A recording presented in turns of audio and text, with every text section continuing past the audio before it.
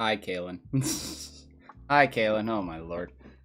Alright, guys, we are here. Sorry about the little kind of delay. I had some problems with my chat box. Honestly, don't know if it's probably going to work. Let's see if it honestly shows up there. So, I don't know. I was having problems with it earlier.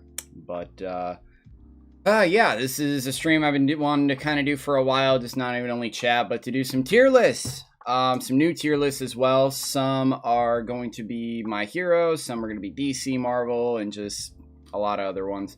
Probably maybe be only doing 4 or 5, depends on how long it takes. I don't want the stream to kind of go on too long. Probably maybe for maybe an hour, hour and a half. Not sure, because I still have more videos to do right after. Obviously, if you guys most have seen, I can't even speak. Recently released a Death Note video, probably about an hour or two ago. Death Note's been getting pretty interesting, I'd say. Because I've seen up to, I think, episode 29, and all I could say is I'm kind of digging Mello. Not gonna lie, I know probably other people don't kind of like Mello, but he's so, like, what I've seen in the other episode, with the Chief Yagami episode, yeah, he really had a good showing. He showed me why he's literally an arsonist, like, arsonist, yes. So it was a really, really good showing for Mello, and just it kind of ups his intimidation factor a little bit more with his character. So I just want to see more of it. But yeah. So probably give it about a couple more minutes. Let's just see how everything kind of goes. Hopefully the BGM or background music isn't too loud or too low. I don't know. But yeah. If you guys didn't see the Train to Busan watch along yesterday, that was one hell of a stream. Even got so interesting that YouTube took it down for the first 20 minutes because I forgot to like, I did a little mistake with the logo. I didn't do full opacity like I was supposed to. I only had it at like 25, which I was supposed to have it at full 100. So that took the stream down for probably like 10 minutes, and then I was just able to get it right back up, and just, yeah. But overall, the movie was really, really good. Like for a zombie movie, it was a really, really, really good one. Like, oh my god, so much happened in there. I was even talking with a couple people right after it, saying like, oh, it's like one of the best zombie movies ever made. And just like, the dude's probably seen it like over 50 times. But no, it was really, really good. The movie had some balls to do what it did with some characters, so it was definitely interesting.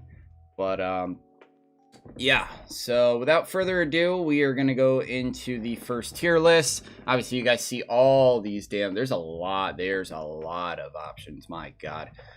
We have God tier, S, A plus A, B plus B, C plus C, D, F, and that is basically it. The first, let's see, probably the first 4 of these tier lists will be My Hero related, and a couple of these tier lists I've actually, like, I haven't done before. But there will be 2 tier lists that I will be kind of going back to, since Season 5 did happen. And Season 6 is around the corner, coming up in the fall, which probably my most anticipated thing of this year. I absolutely cannot wait for Season 6. But this one will be fights for My Hero. I didn't realize what it kind of was before. But yes, fights for My Hero. One that I have not done yet, and honestly, I've been kind of wanting to do this. So, yeah. I will probably have to expand these a little bit, because it is kind of hard to see a little bit. But I'll just make it work. Yeah, I think I'll make it work. I'll make it work. Yeah, that pretty works. This. Okay. Alright. Can I see these? Can I see these? Okay, this works. Alright, yeah, so My Hero fights. I would say, if you haven't seen My Hero, stop watching right now. I just say that right now. I know some people haven't watched My Hero, which I can maybe get, but at the same time, better get on it. You better really get on it. But yeah, I've been recently showing my one friend My Hero, and he absolutely loves it. I think we're about to get on to Season 3, I believe, before all the crazy stuff happens with the Vanguard squad and everything. But yeah, for the camp arc and then just everything else that happens in Season 3. I honestly forgot how action-packed Season 3 was. So I'm very, very excited to once again see it. I haven't seen Season 3 probably in about a year or two, so it's going to be very nice. But yeah, we have a lot of fights here with my hero. Obviously, I think they're all in chronological order, which kind of makes it easy. But yeah, probably starting right here. Let me just go all the way down to the F, because I already know this is going to start it off. Kamui Woods and Mount Lady versus the Giant Villain. You already know this is going in the F. It's not like it was a bad fight, but it was literally kind of just like literally the first thing to the show. Literally the first thing to the show. All Might and the Sludge Villain. Like I said, I really don't kind of call this a fight, so I'm putting it in the F.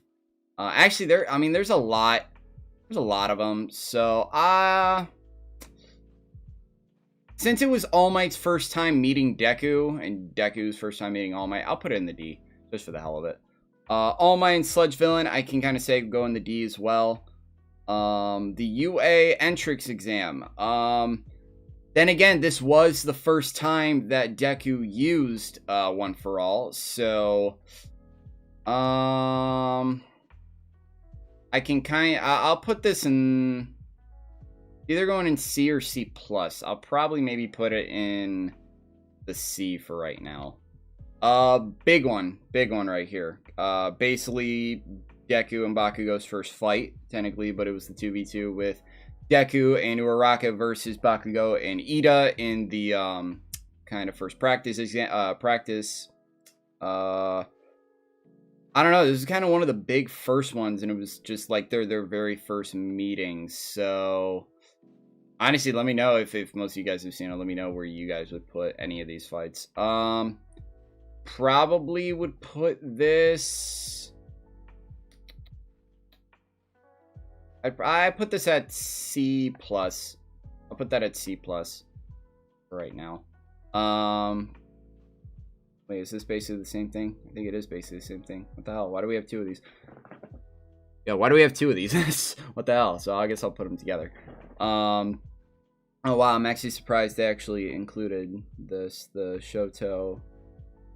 Huh. Wow. Okay, well that is going to be going in F. Honestly surprised they put this. Yes, it was Todoroki's first introduction, technically, like the first time we ever saw Todoroki. This one will be going in F. Eraserhead versus the villains in the Attack on the USJ. Really, I mean, you got to see Eraserhead really kick a lot of ass. I would say Eraserhead kind of stole, I mean, minus All Might and the Nomu. Eraser really kind of stole the show, just kind of like giving everybody his all and just honestly taking on all the villains by himself. So, because I think, what is it? I think 13 was helping all the students trying to get out of there, and she was dealing with Kirigiri. So Eraser was just handling kind of everybody. So I'd say probably it's I'd say C. I'd say C for that. And speaking of 13 and Kirigiri, I'd put that at, oh, not C. I'd put that at F. Just really kind of no, I'll put that at D. I'll be kind, because it was 13 showing black holes or whatever. Deku, Sue, and Mineta against the villains. Kind of put that at D as well. Like I said, they're going very, very in-depth, which I kind of like with all these fights, because there have been a lot of fights. So I'm just interested to see which ones are going to go up here, which I can kind of get a little bit of an idea. Surprised they put this one up here. Bakugo and Kiroshima against the villains. Okay, this is once again a D. Once again, I put this one at F. I'd put it at F. I'm sorry. I'd put it at F. Todoroki against the villains. It's just not memorable. Students versus Kirigiri. Put that at F. Some of the first like season, like just like these little kind of side fights during the Attack on the USJ, are just like kind of not memorable. I mean, yeah, you are seeing the students like on their own for the first time basically, but just, I don't know, they're just kind of not memorable. Let me just check to make sure.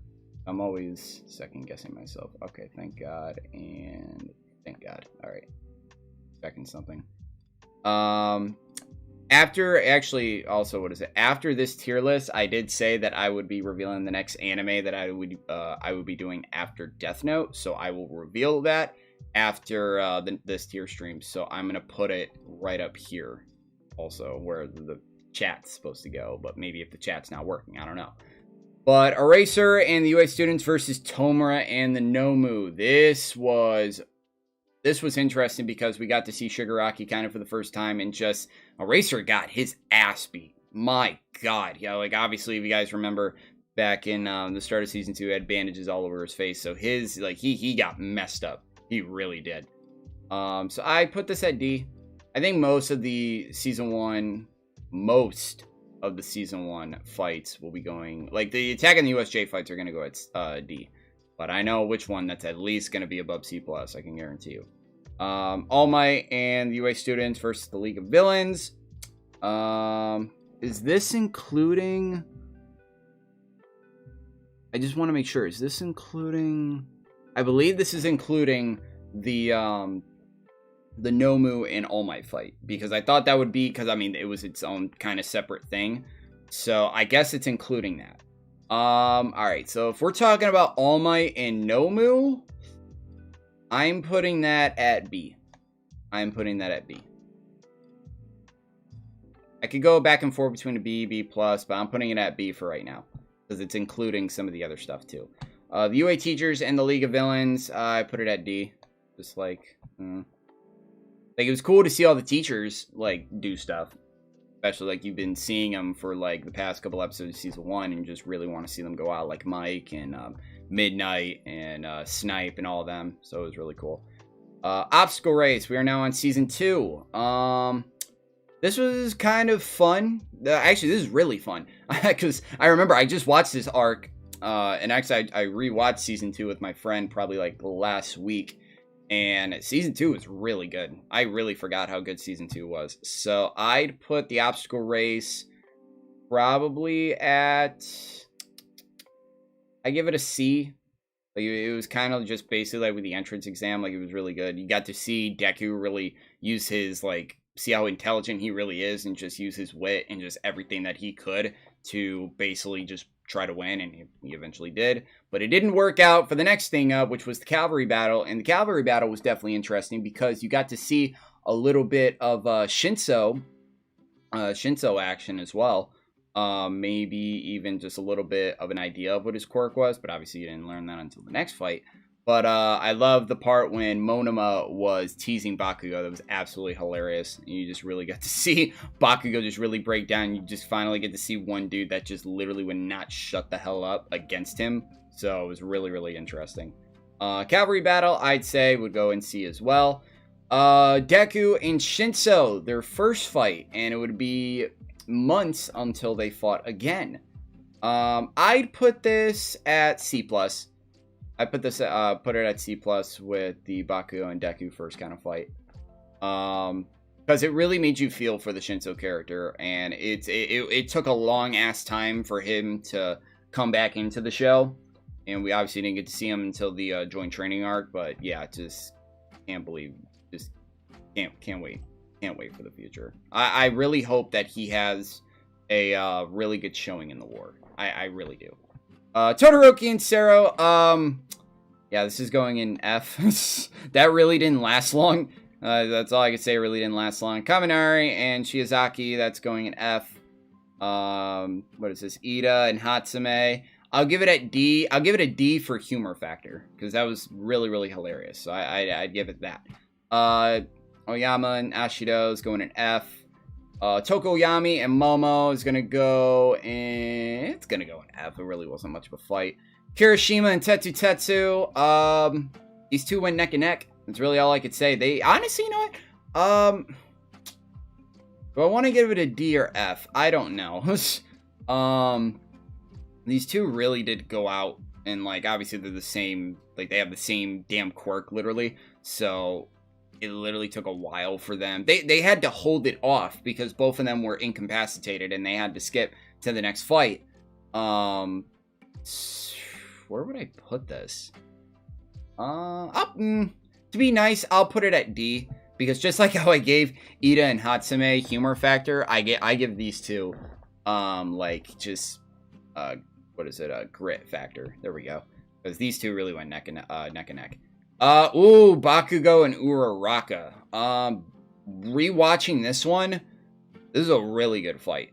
like I would say I wouldn't say it's underrated because a lot of people like it's one of the top fights of season 2 up there with Stain with the Stain fight and obviously with Deku and Todoroki.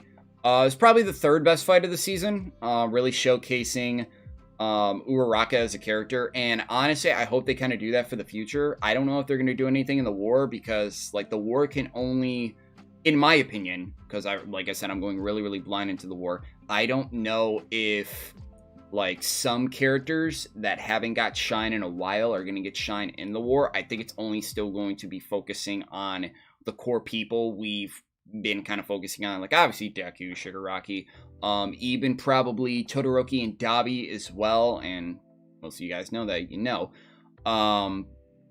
But no, I obviously will be focusing with Endeavor as well. I think it's going to be focusing on a number of people, but I don't think it's going to focus mainly on any of the students. Maybe if Toga and Uraraka are fighting, maybe. But I didn't really kind of pick up all the matchups that could happen. Obviously we're getting Deku and Shigaraki. I could definitely see Todoroki and Dabi going up against each other. Just a lot of different fights that I could just see happen. But Bakugo and Uraraka, I put it in the B. I put that up there with All Might and the Nomu. That was really good. But the best fight of Season 2, Deku versus Todoroki. This right here, we have God Tier S, A+, and A. This is going... I don't even know why we even need like A and A+. Like, it should have just been A. It really honestly should have. No matter what, it's going in either one of these four. The question is, where am I going to put it? I'm going to put it... Not there. Where am I going to put it? I'll put it in A+. Like, if I, like... It's the best fight of Season 2. It's definitely top 5 for me in My Hero in terms of fights. Like, this fight was absolutely amazing. The animation was probably the best that has been in that time. Definitely, like, steps above anything they showed in Season 1. Definitely better than, like, the All Might and Nomu animation and Bakugo and Deku first animation. So just seeing like Deku and Todoroki not even only just test their like strength against each other and just their endurance against each other, especially for Deku, because Todoroki was feeling stuff as well. He was using too much of his quirk, and obviously that was Deku's motive, where obviously trying to use his trying to make Todoroki use his left side. So that's one of the things that me rewatching it the other day is really what I love about the Deku character, is that even though in a fight and in a tournament, let's say, he really cares about everybody else, and he wants everybody else to get better, and he sees the potential in everybody else. He sees that in everybody, let alone Todoroki, who is the son of Endeavor. So he sees the potential in him, but just for what happens in his past, like, obviously, he just doesn't want to do that, and just he wants to do it his own way. So Deku finally was able to tell him, like, hey, you can use this power, not for that bastard up there, but for yourself. It's your quirk, not his, basically, quote unquote. But no, this fight was absolutely amazing, and I really loved it. Next, Ida, oh boy. Ida and Ibara is going in F. Didn't really last long. Tokoyami and Ashido, honestly, didn't really kind of remember that. I think Tokoyami won. Bakugo and Kiroshima, just because I love these two characters, I put it in D.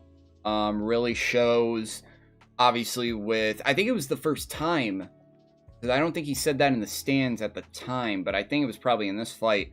Bakugo was explaining that, like, obviously everybody has a limit on their quirk, and obviously with Kiroshima using too much of his hardening, that's why Bakugo was trying to keep, like, playing on the defense, or playing defense against him, which obviously when it was too much for Kiroshima, that was the perfect time for Bakugo to strike.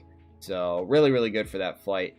Todoroki and Ida, I'd put this, it's either going to be C or D for me, or maybe C+, I don't know. This fight was not, it wasn't long, but it wasn't bad either. That's what I'd kind of say. Let's see. I think I'd put this. I put this at C. Wait, do I think? Yeah, I'd put that at C. I think, what is it, semifinals? Yeah, it was either Todoroki or Ida going up against each other. So yeah, it was a pretty decent fight. Bakugo and Tokoyami, I'll put it at C. Screw it. I'll put it at C.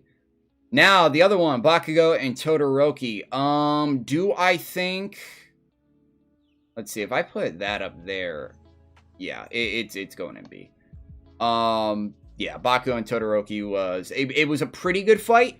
I maybe say it was a little bit underlooked, but then again, there really wasn't any kind of big moments, I'd say. It was just basically the whole kind of thing where Bakugo was just really trying to tell Todoroki to give it your all. I don't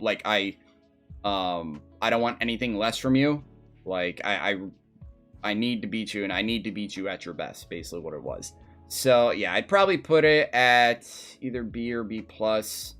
I'm kind of maybe thinking I should put the Uraraka and Bakugo matchup in B+, not gonna lie. Dude, that's what I don't like about these, like A+, B+, B. I don't freaking like these. I really don't. It just makes my mind think. It just really makes me think. I'd say these two are kind of close. Especially in what, we're only halfway through season 2. What is it? Midoriya and Gran Torino. I'd say this is probably a D. Not like it wasn't bad, but it was just basic training. And I guess we got the rematch, and I kind of say it was the same thing. Oh, this is the, Oki... Yeah. Oh, okay. It was the filler episode with Sue's internship. Going an F. I'm sorry. I'm sorry, but yeah. The heroes in Hosu are fighting the Hosu Nomus. It's just what? Regular heroes? Pro heroes? This is, no, okay, it is including Endeavor. That's what I wanted. Say it's probably D. Like, it's kind of forgettable. Actually, no, I'm putting an F. I'm sorry, I'm putting an F. Torino and Endeavor versus the Nomu, I'll put in D. Endeavor and the Nomus, this is the first time we got to see Endeavor. I'll put this up in C. Put this up in C right now. I think this is probably my second favorite fight of the season. Because I kind of go back and forth with this and the Todoroki and Deku, but I just think Todoroki and Deku, just story-wise and everything, and character-wise, it's just, it fits as the best fight of Season 2. But no, Stain against Todoroki, Deku, and Ida, I'd say, because where did I rank? I ranked Midoriya and Todoroki up there. I'd put this fight at, I put it up in A. If I did Midoriya and Todoroki A+, and if I'm saying this is the second best fight of the season, I'm going to go with A. This is a really, really kind of mental, like, this fight was really mentally jarring, because just, Ida was obviously going through a lot in this arc. Obviously, he was just going out for revenge, and vengeance against, Stain for obviously paralyzing his brother, not being able to become a hero anymore, or doing hero work anymore. And luckily, Deku and Todoroki were able to get this, come in for the save before Ida honestly got paralyzed / killed. But, no, this is also another, what is it? This is kind of the first time we actually got to see Deku use full Calling as well, which was really, really good. Even though he kind of didn't learn it that long, but then again, I think it was only like, 2-3 days of internship. So that kind of really sums it up. But no, this fight was really, really good. They kicked the shit out of Stain. They really did. And I watched this fight last week. They really kicked the shit out of Stain. And just, because my one buddy was really watching Stain and just really knowing what he was about. And he really, really liked Stain. Obviously, this dude changed the game for how heroes and villains kind of do work. Still now in the show. And obviously what it explained, his kind of morale and ideology made heroes want to do or be better and do more. So that's what that's what I love about Stain, and I think that's what everybody loves about Stain. But we get into the final exam. Like, I'm already going to the DNF. I'm already going to the DNF. I'm sorry. For the final exams, obviously Kiroshima and Sato, that's going in an F. They had a terrible ass strategy against Cementos. Sue and Tokoyami against Ectoplasm. I put it at D. Sue had a really good strategy, too. Like, she rewatching it the other day, Sue had a really good strategy with her swallowing the handcuffs and actually having the ability to take stuff in and out of her mouth or in and out of her body. I think that's what I would say. So that was really, really good. Smart for that. Ida no Jiro against Power Loader. Don't honestly remember it, but then again, I just watched it, so it really kind of wasn't anything. Honestly, should have got myself something to drink with the amount of talking I will do. So I'll probably maybe take like a minute break in a minute to go give myself something to drink. What is it? Todoroki and Momo against Eraserhead. Since this is kind of like Momo's, I wouldn't say origin, but this is kind of like Momo's episode, and probably the most character development she's probably got in the whole damn season, or not in the whole damn season, the whole damn show. I'd probably say this fight, since it was character-wise, I'm gonna put it in C. I'm gonna put this fight in C for character moments or whatever. C level planning for water. Yeah, my mouth is dry, Sean. God damn it. But no, what do you think, Sean? What do you think of the list so far? I think it's so far pretty good. Then again, I don't know when you plan on rewatching the show.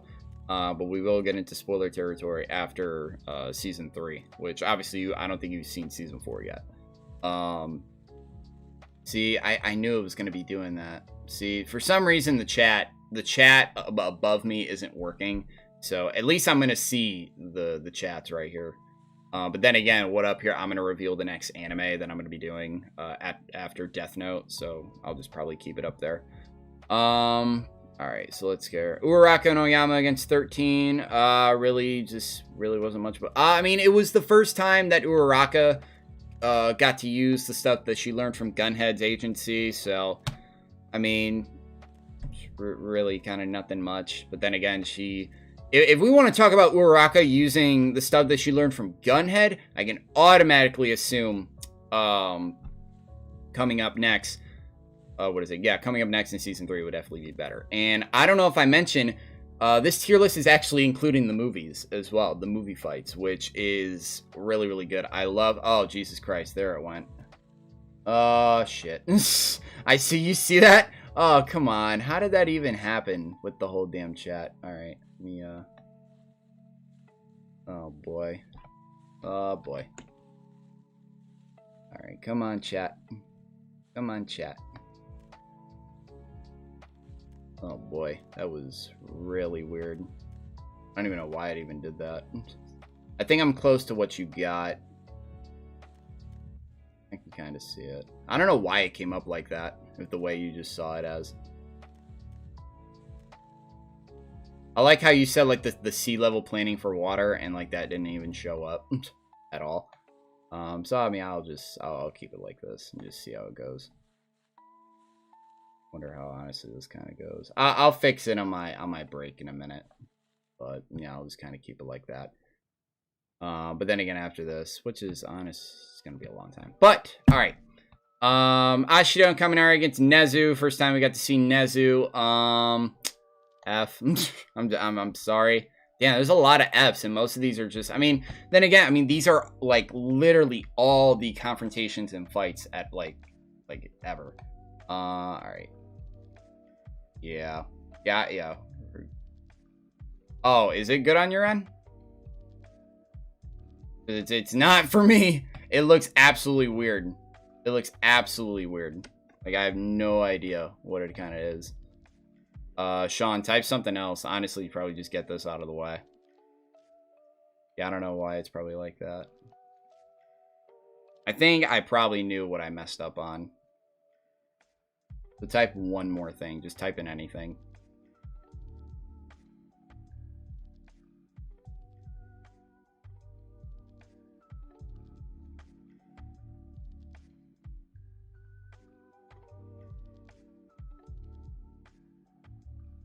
Actually, let me just type some. Screw it.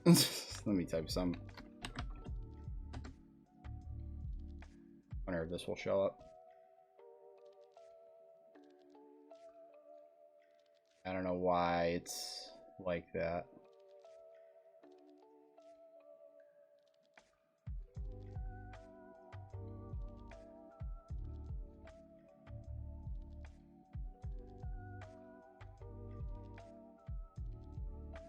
I'll leave it like that. It really doesn't matter. Then again, it's going to be covered up by the next anime anyway. So let's get back to it.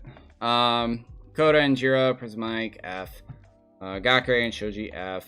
Netta and Sarah, Midnight, F. Here we go. Finally, the only good one. Deku and Bakugo against All Might. Obviously the 2v1. Where would I put this? It's either probably going to go in B or C+. Probably would put this. I'd put it at B. I'd put this thing at B.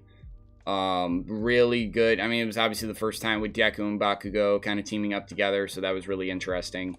And just overall, you got to see more of Bakugo's character as well. I think the episode was called his origin, as well. So it was pretty good. Nanashimura versus All For One. Oh shit, this is the prelude. Which I've only seen once. Oh god. Oh shit. Where the hell would I put this? Damn it, it's been a minute since I've seen Two Heroes. Fuck. Nanashimura against All For One. I will just leave this at C+ for now. You can either put this at C or C+. I really don't care. All Might against the LA Villain. Just put it at... I'll put it at F. Really isn't anything. The 2v2 with Deku, or not Deku, with Bakugo and Shoto in the like the plants or whatever. I really can't remember, but I'll put this at D. It was whatever. The UA students against Island Security. This is kind of F. Once again against Security. I think it's probably the same thing. Which here I'll just put that in D. Deku against Sword Kill. Man, they really went in depth on this freaking tier list. They literally have every single confrontation. Like, holy shit. Deku versus Wolfram? Which obviously, I believe that's the main villain. I never really got his name. I really couldn't remember. I'll put this at C. I'll put this at C, but this is what we've really been waiting for. Deku and All Might versus the main villain. Animation-wise, this is fucking gorgeous. Like, I will be seeing Two Heroes, I think, the next time when I go to watch My Hero with my friends. So it's going to be good to see the movie again. Because I think I've only seen this movie twice. So, this, like, the animation for this was absolutely incredible. Especially with All Might and Deku, and obviously the double Detroit Smash. Where would I put this? I'll put this at... It's either gonna be A or B+. Where in the hell would I put this? For animation-wise, I'll put it at A. I'll put it at A. And mind you, we have God tier S and A+ as well. So, it's not like we're just ending it at A+, trust me. Alright. Class 1A against the Pixie Bots. Okay. Okay. What is it? Start of Season 3. Which I believe these were the yeah, no. This is kind of F. Now we get into the Vanguard Squad, the Camp Arc. F. Just like mainly like just the useless fights are just gonna go in either the D or F. There's like the side fights, you know. Razorhead and Vlad King versus Dobby's doubles. First time we got to see Dobby, or like so to speak, Dobby. So I'll just put this at D. Screw it. One of my top 5 fights in the show. Deku and Muscular. Oh my god. Oh my god. I can't even on this fight. This fight was absolutely incredible. Just for like symbolism alone, and just how everything went with Kota and everything. This is a fight that, like, I really look back on, and I wouldn't say, like, relate, like, not symbolism-wise, but just, like, really just kind of look back on and relate. This fight really holds up, and honestly, I wonder what Muscular's kind of doing now. What up, Yank? I know, the chat's kind of shit, but I don't know what's wrong with it. But here, I'll leave it like this. I'll leave it like that. There we go. Yeah, I don't know. At least the chat's working. At least the chat's working. Shit. Yank, I don't know if you Yank, this is probably the worst. But then again, it's not really showing anything, but still, I don't know. I'm gonna be kind of talking some spoilers since if you do plan on seeing My Hero, I don't know. I'm doing fights right now on a tier list, so I don't really know. Maybe if you want to come back and probably in the next couple minutes or whatever, I'm not sure. But no, because let me know before I go on. Let me know, Yank. Because please, I don't want to keep talking and then maybe ruin the show for you, because like we have months until the next arc. So let me know if this is fine and you kind of just don't care. Because I maybe think you probably want to see the show. So let me know.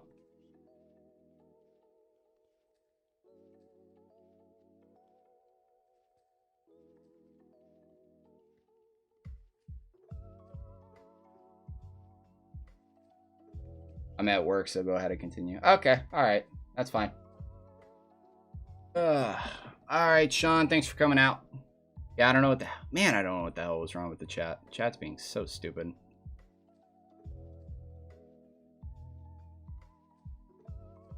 The chat is being very stupid. Ugh. Thanks, guys, for coming out. Alright, Deku and Muscular. Alright, where am I gonna put this?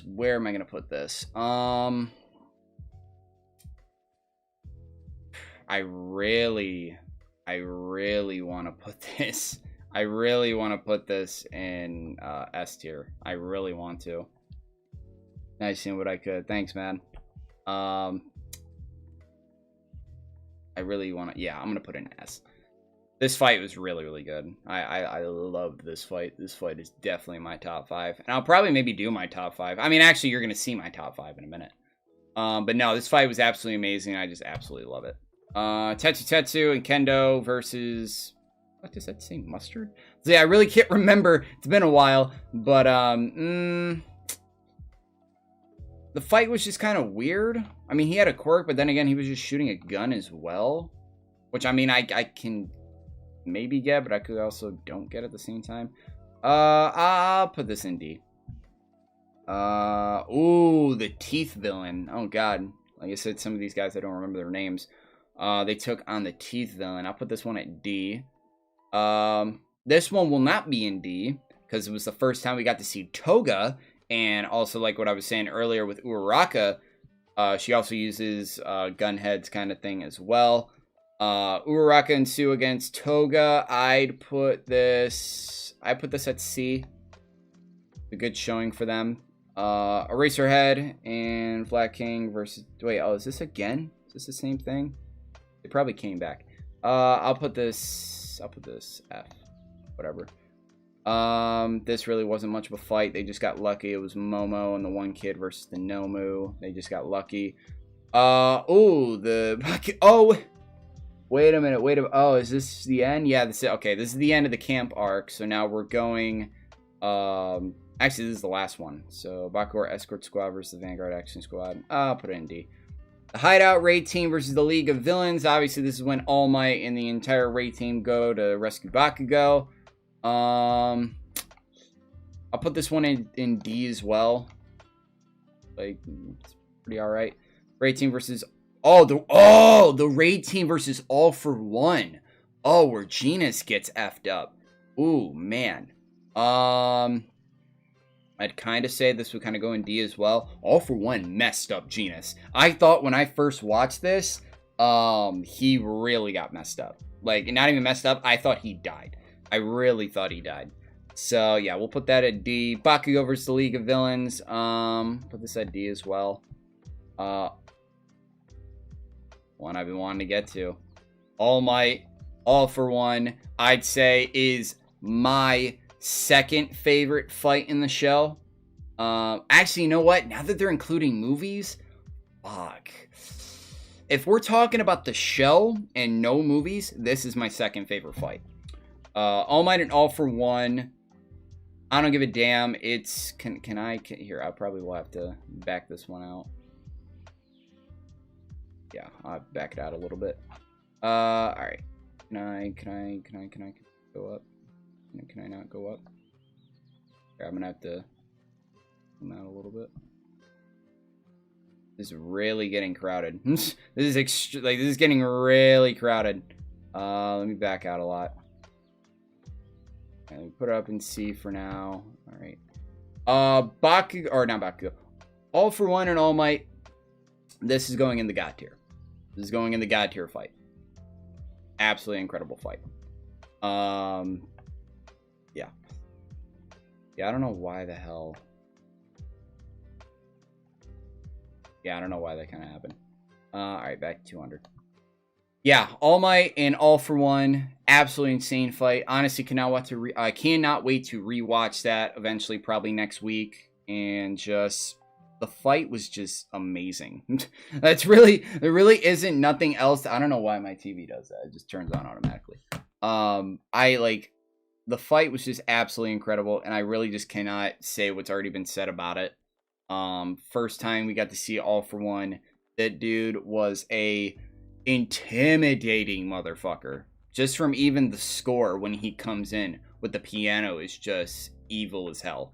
Like, this dude is the personification of evil. Like, it's absolutely insane. And just, you had all the other heroes cheering All Might on, especially Endeavor. That's when I really flipped, and I absolutely love that. And just, United States of Smash, man. Doesn't get any better than that. So, yeah, All Might and All for One going in the God tier. Let's see. We are now on to the licensing exams, the crushing of UA. Probably going to go in F. What is this? Is this... wish I can, like, go this way, but I don't know. Bloodbath. I think this was... yeah, no, I'm just gonna put it in F since I really can't. I really can't note about it. Deku versus the fake Kami. Obviously, which, I mean, spoiler alert, turns out to be Toga. Put this at D. This is just... it got weird.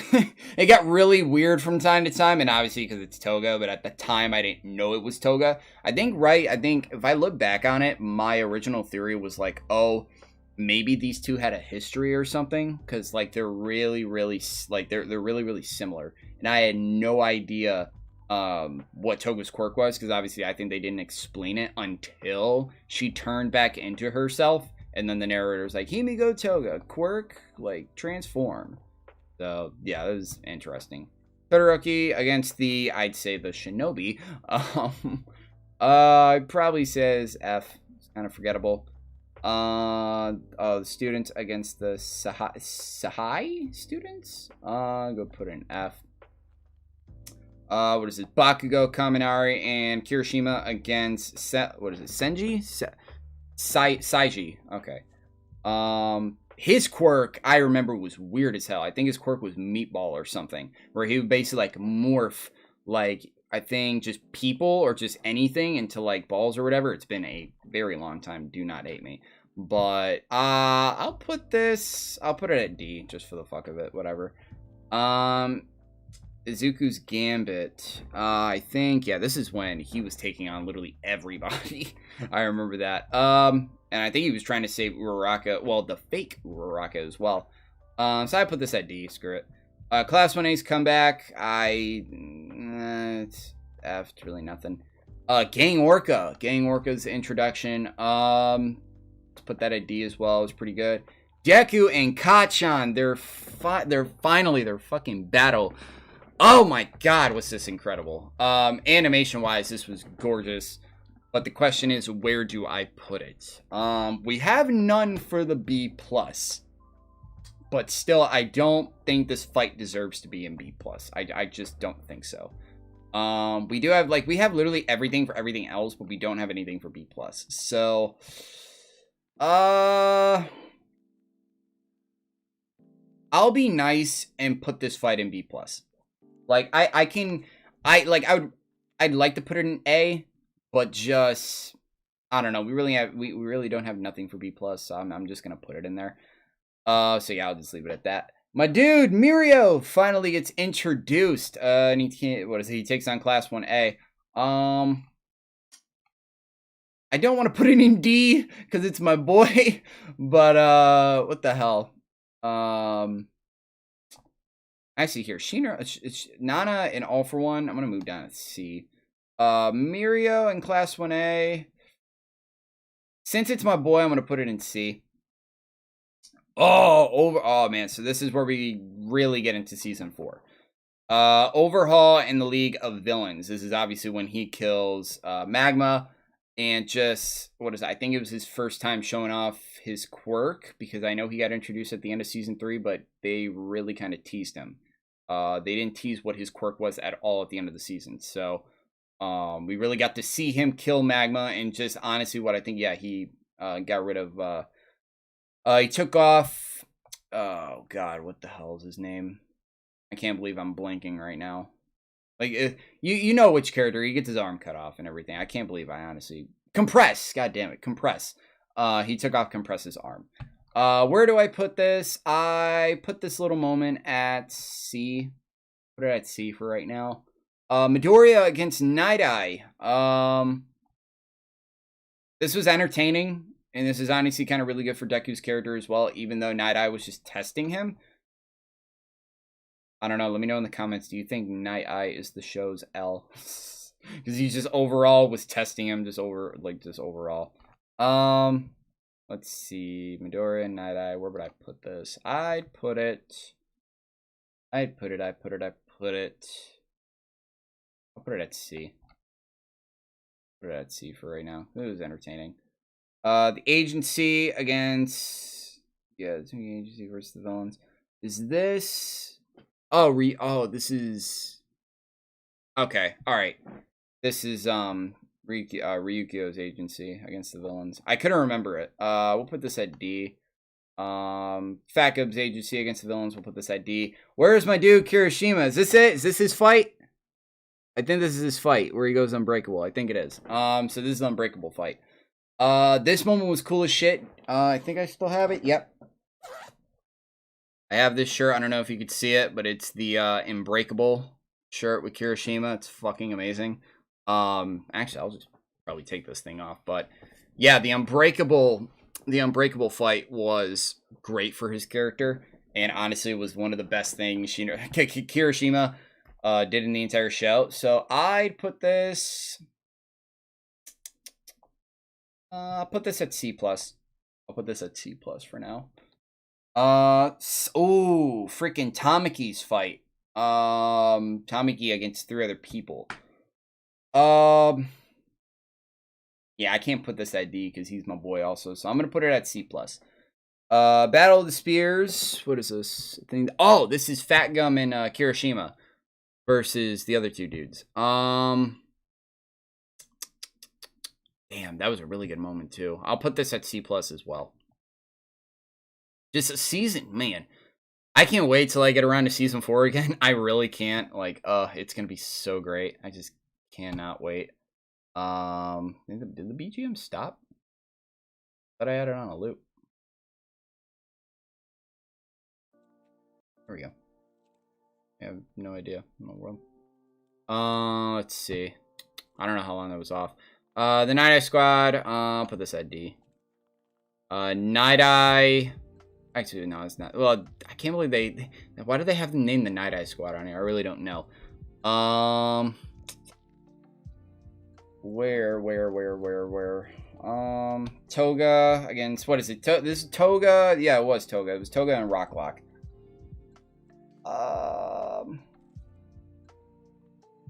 It was a good showing for Toga, I'd say. It was a crazy showing for her. I'll put this at C. I'll put it at C, screw it. So far, most of Toga's stuff I have to see. Night Eye.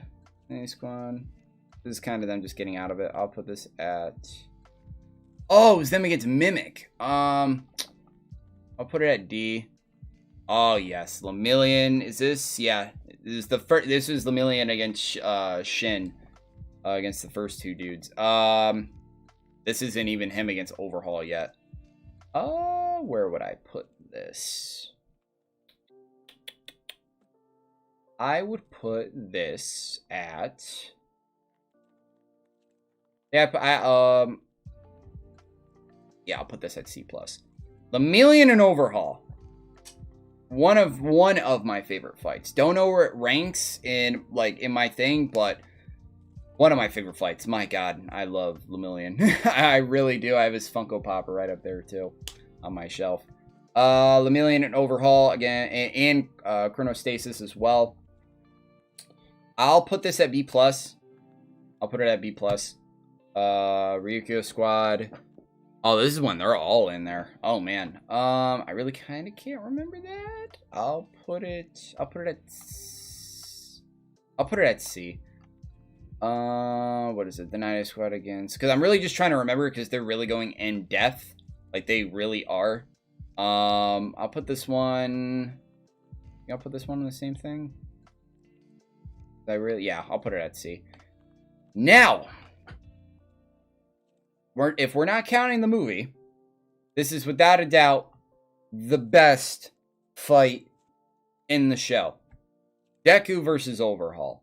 My God, the animation for this fight was without a doubt the best in the show, and I think this fight happened... No, Heroes Rising, I believe, happened before Infinite 100%. So the movie came out in Japan before all this shit happened. Because I was really kind of thinking, when did Deku first get his Infinite look? Was it in Heroes Rising, or was it in the Infinite 100% episode? So I really wasn't sure, but I had to do my research. So no, it was Heroes Rising first. So that's, I mean, no wonder why everybody was kind of tripping. But for most of the people in the... I mean, obviously everybody in Japan first saw the Infinite look in theaters, but everybody else, first time they saw it was in this episode. So Deku and Overhaul, without a effing doubt, is going... Wait, yeah, it's not... Oh, see, I knew it was you. I knew it was you, Daisy. Oh my God, I can't believe you have your actual name in here. I can't believe you have your actual name in here. Oh my God. Sounds like an A? No, it doesn't. It sounds like more, if I can space this the hell out, this sounds like a goddamn God tier. If I'm saying this is the best thing in the show, it's the best thing in the show. This is literally, without a doubt, the best fight in the show. Deku and Overhaul was just absolutely incredible, and love this fight, and just cannot wait to see. It set the bar. It set the bar for this show on animation and just everything. But then obviously Heroes Rising came out, but I don't really want to count Heroes Rising. But no, it's going to be very close, and I do want to, I can't wait for October to come around when season 6 comes around. If I'm taking a prediction now, and if I'm saying that, do I think Deku versus Shigeraki is going to be better than Deku and Overhaul? I'm saying yes. I am really saying yes, because obviously I've seen some panels of Deku versus Shigeraki. Don't know at all what the hell is happening. I'm still going completely blind into the war.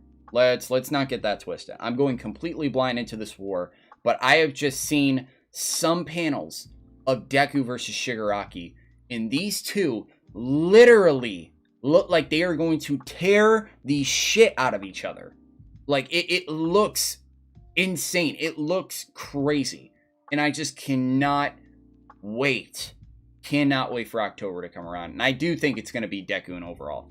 And it will definitely... It would either be contention for Fight of the Year, or it might win Fight of the Year. I don't really know. You got a lot of animes coming around. Then again, you got to deal with that damn Gyutaro and Tengen fight that happened in Demon Slayer. Jesus Christ, was that amazing. So, yeah, without a doubt, it goes in God tier. There's no question.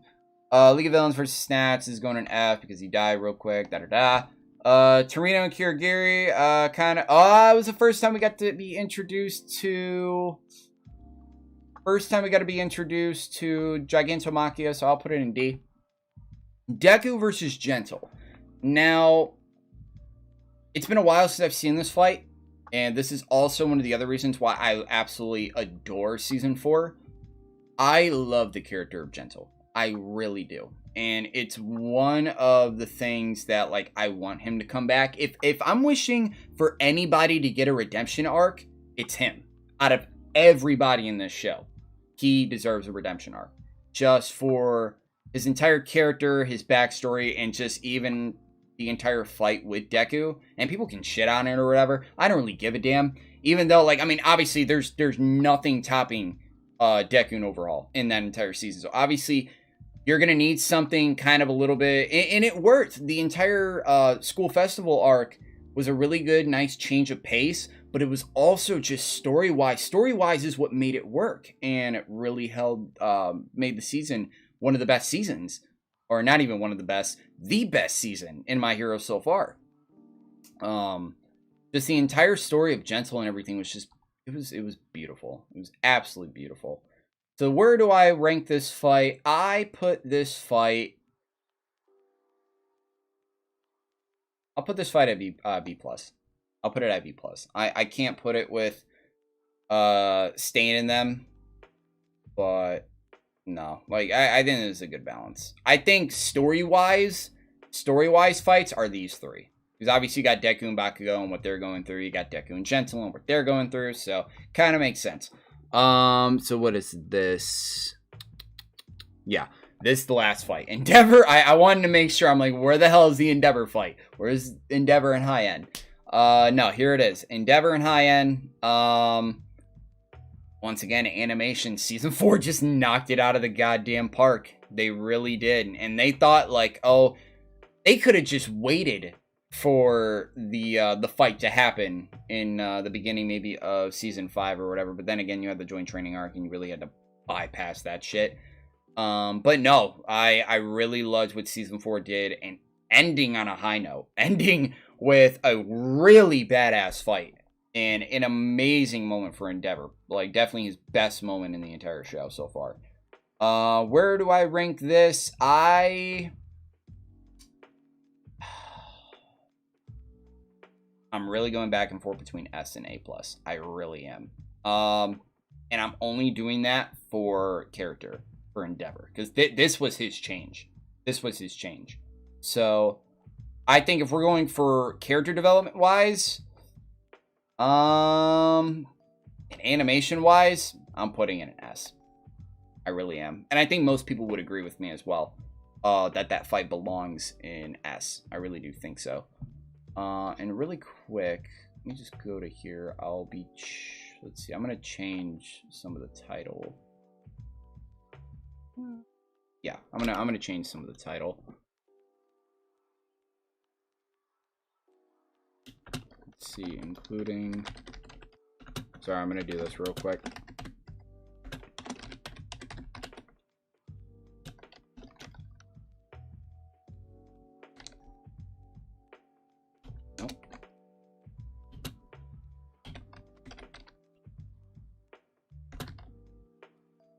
Yeah, right, there we go.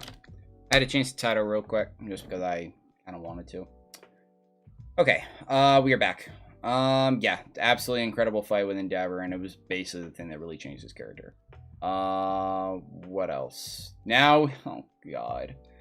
Now we get to Season 5, which I don't give a damn what anybody says.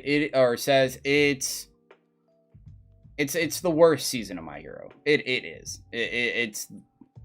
It's the worst season of My Hero. I've already said a lot on season 5, and I don't kind of care to say anything much with it. Like, even when I'm rewatching, not even rewatching, I'm watching the show with my friend who's getting into it. I'm not going to be watching season 5 with him. I just told him, dude, just watch season 5 yourself, dude. Just watch it, because I'm not trying to deal with all the confusing BS again, especially with MVA. I'm not trying to do it. So yeah, he can watch season 5 himself. But yeah, obviously I'm probably just gonna stick in the D and F. I'm gonna be real. So obviously the first, what is it, the filler episode goes in F. The round one, who's in round 1? I think this was Shinso's episode, so I really can't hate on this too much. I'll put this in D. Round 2 with Momo and Kendo, I'm gonna put it in F. Todoroki and Tetsu. And I think this is Ida too. And if I'm looking at animation wise, I'll put it in D. Bakugo. I'll put it in C for Bakugo. I'm not gonna lie. I'll put this in C because one of the things that I also love about My Hero is long-term storytelling. And I was actually just talking to my one friend the other day. Even rewatching the practice, like the entrance exam, and just showing that Bakugo had no rescue points. Obviously, he was number 1 in like damage points and just his score alone, but no rescue points. He didn't give a shit about anybody, nor he didn't want to rescue anybody or anything. And he was even alluding to that in the licensing exam as well, where he told those 2 old people to just get lost and go find some other help. But no, finally, after 5 seasons, finally a character change. He actually cared about his team. He actually cared about his like fellow heroes and everything. So he was actually watching out for them and saving them when they needed it the most. So after 5 seasons, my God, it like finally with his character finally changed. So I'll put that up in C. Deku and Shinso's rematch, and then also the introduction of Black Whip. I'll put this in C as well. Honestly, thought it was gonna be more more with Deku and Shinso. I mean, there were some good moments, but it was just like, I don't know. It I wouldn't say it felt rushed because I mean this is the longest damn arc in the show or in the season, but no, I just could have wished for more. Oh, I can't believe they included this because it was kind of a little bit short. Bakugo and Todoroki's hero debut. Where is it? Since it was that, I'll put that in D. Wow, the League of Villains versus the CRC, which I've been reading the manga of MVA. Where is it? I have it right here. Like I actually here. Sorry. I have it right here, and then I also have volume 25 as well. I have been reading this, and really good. Really, really, really good. And I've read The League of Villains versus the CRC, and I was actually surprised they actually put it in here. This fight was... I mean, I can't consider how, like, the fight looked or whatever, because obviously it's manga. But I'm just judging on, like, story-based alone. I'm going to put it in C. Like, I'm gonna put this in C. Actually, do I want to put it in C or C+?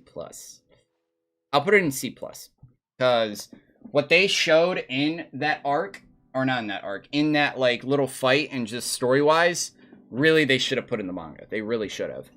The League of Villains versus Gigantomachia, really wasn't much. Put it in F, really wasn't much. Shigeraki and Gigantomachia was like D. It really wasn't much.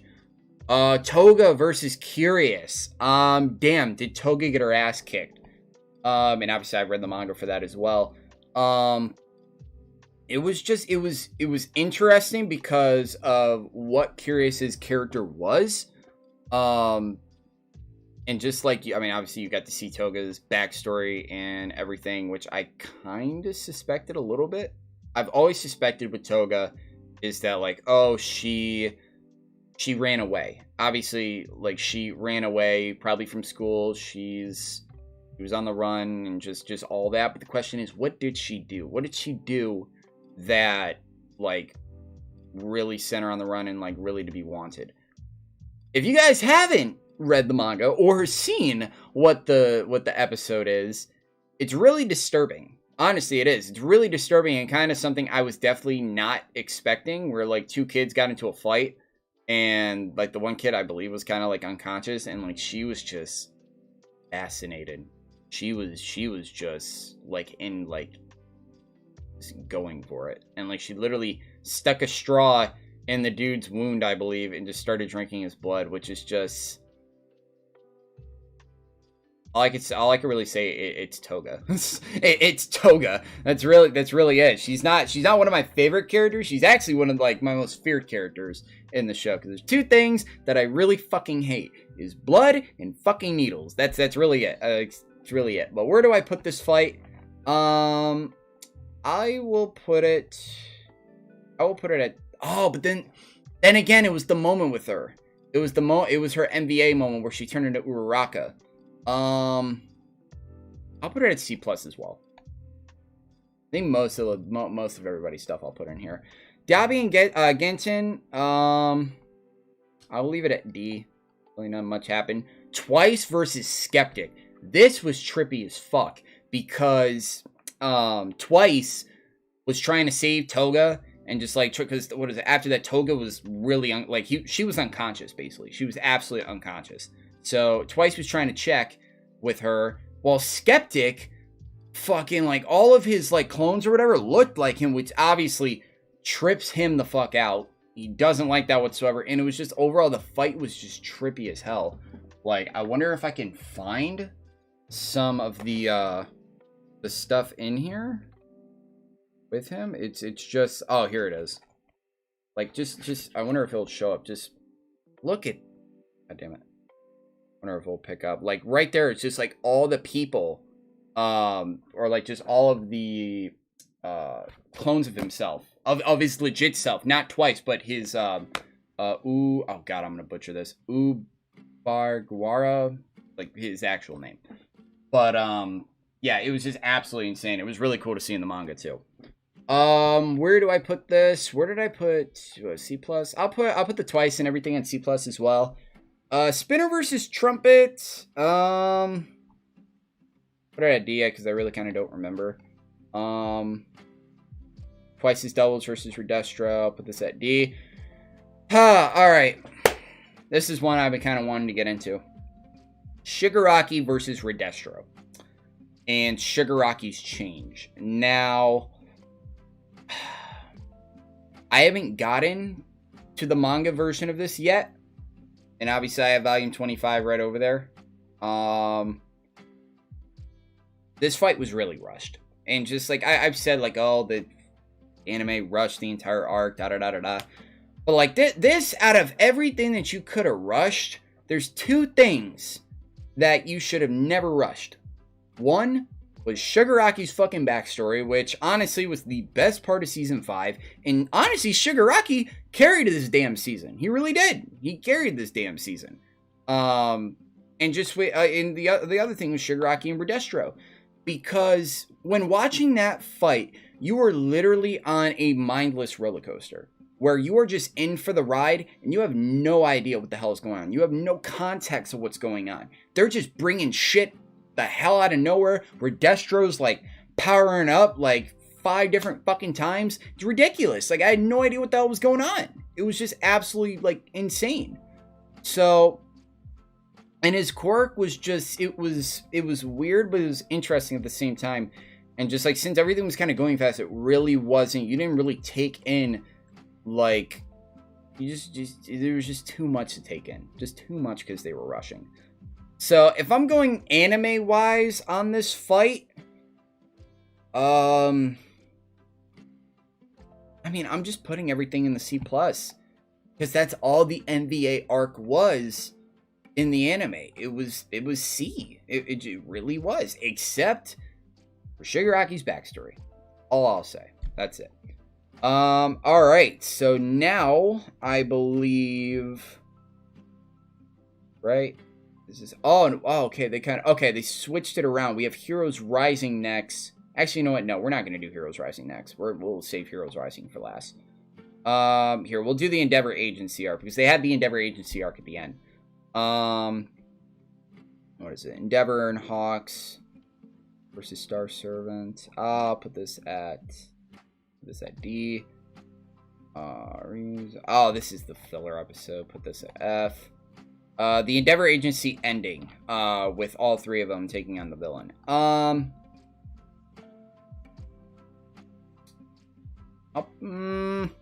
I don't really want to say there was like a really good big kind of either C or C plus for this. I'll put it in C plus. Fuck it. Now the last couple, Heroes Rising.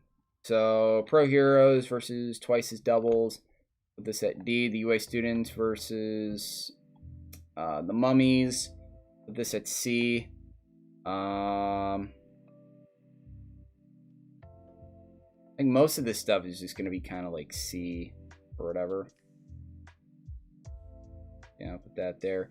Deku and Bakugo versus 9, the first part. This is a really, really good fight. Really, and I think at the time, right, February? Yeah. Even for the US, when the movie came out in the US, nobody kind of saw Deku. Not everybody even seen Deku's new air cannons yet. Like, nobody seen that yet. So it was the first time in the movie that you were actually seeing that. So, but yeah. Where would I put this? I would put this. We're talking about the first part. This fight was really good. I'll put this at B. I'll put this at B. Is this the same thing? Yeah, it's the same thing. I'll put this here. What is it? The UA Students versus 9, where they're all taking on each other. I'll put this at C+. The UA Students versus, what is it? The, Chimera Kraken dude, in the rematch. I'll put this at C+ as well. It was a very good showing. This fight is F. Actually, no, I wouldn't put it. I would put it at D.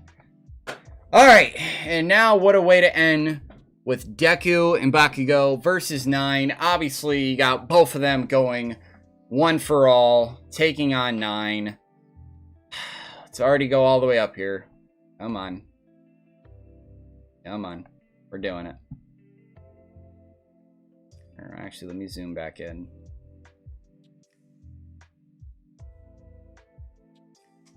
Got tier. Absolutely got tier. If we are only talking about the show, Deku and Overhaul has the best animation, is the best fight in there. In the entire show, including the movies, Deku and Bakugo versus 9 is without a doubt the best fucking fight in My Hero. Without a effing doubt.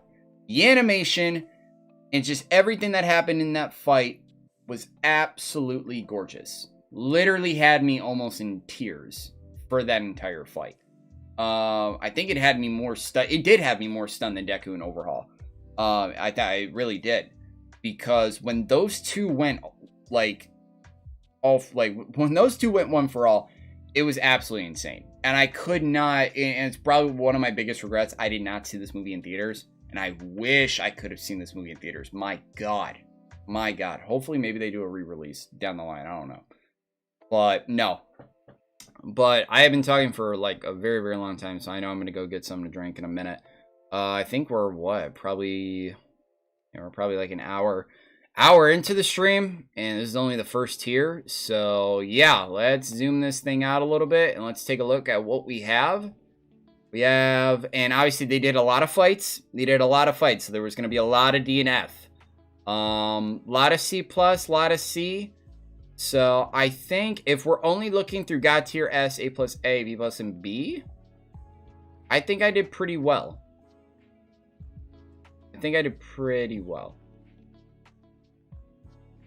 Yeah.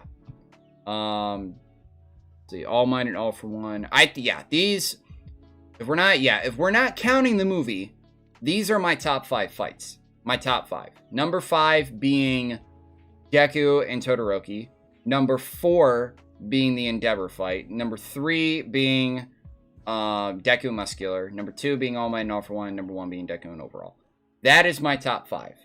So I think that could probably be most people's top 5. Maybe they can kind of switch around the Stain fight and the Deku and Bakugo, or even the Lemillion and Overhaul fight. Like I said, you can really pick whatever.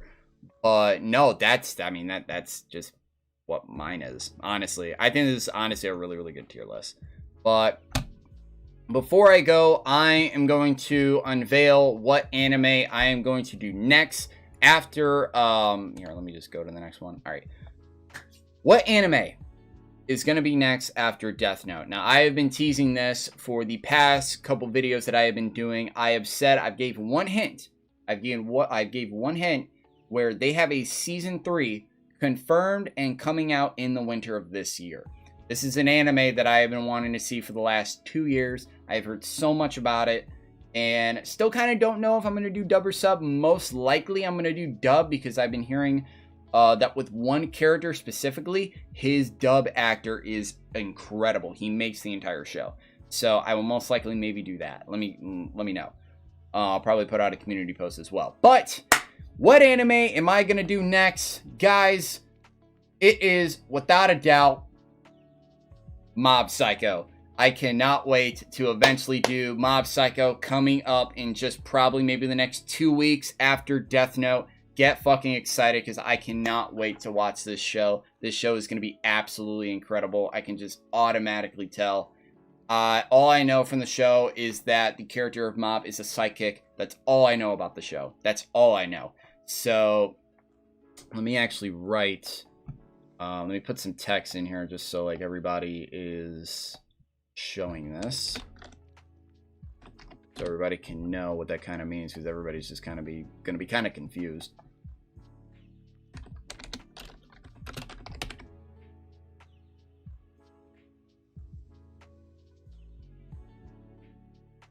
Come on, you want to hurry up? There we go. Yeah. Bring that down here.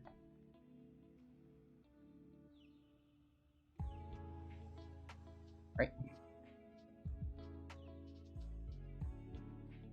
And I assume that showed up. Yep. All right. Perfect.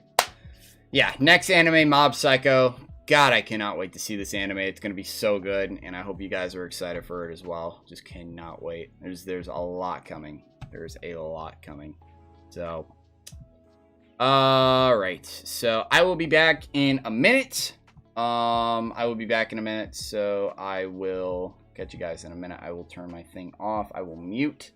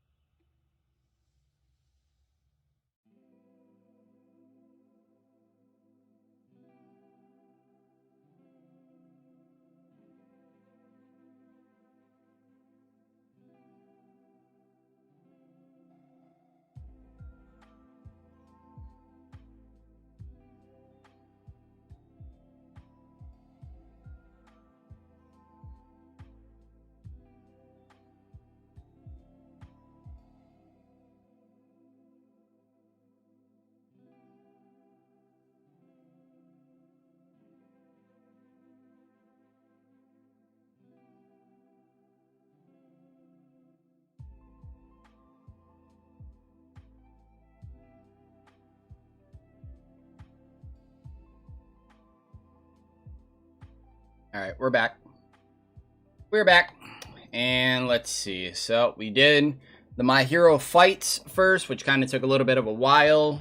Next, this is kind of interesting, and maybe this will be a little bit kind of easier. And honestly, I'm just wondering how, and plus I don't have that many options. Who is the traitor? Who is the traitor in My Hero Academia? Now, in the manga, they've already announced him, I think. They've already revealed who the traitor is. Obviously, I'm not going to find out who the hell it is.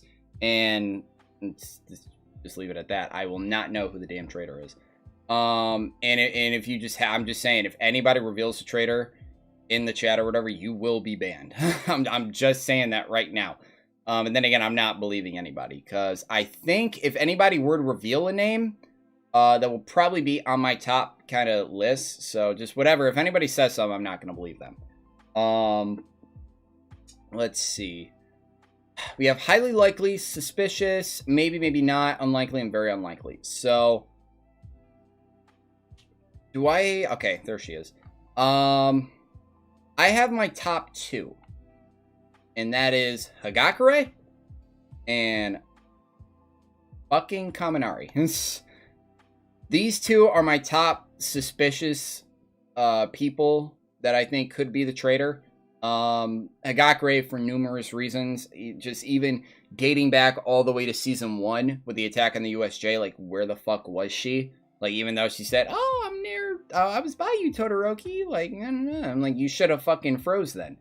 But no, even that, and just nobody saw. I don't think nobody saw her in the camp art, but I'm trying to remember. I think she was maybe with Momo. But then again, like I said, it was kind of hard to tell. So, I mean, she's sus. Then Kaminari. We already know Kaminari is not the brightest person in 1A. we really know that. So, but it's just with me with the traitor, I think he has to, like, obviously he has to have a motive for what he did. Oh, for what he did. So, and honestly, what he did or she did. So, I don't really know. The traitor is kind of a tough kind of thing to talk about. And it's just like, I only have a limited amount of people. Ashido, don't know. I think she's unlikely, but I wouldn't say she's very unlikely. Let's get the brains out of here. Deku's very unlikely. Very fucking unlikely. Bakugo, obviously he's very fucking unlikely, because I mean he got kidnapped and shit.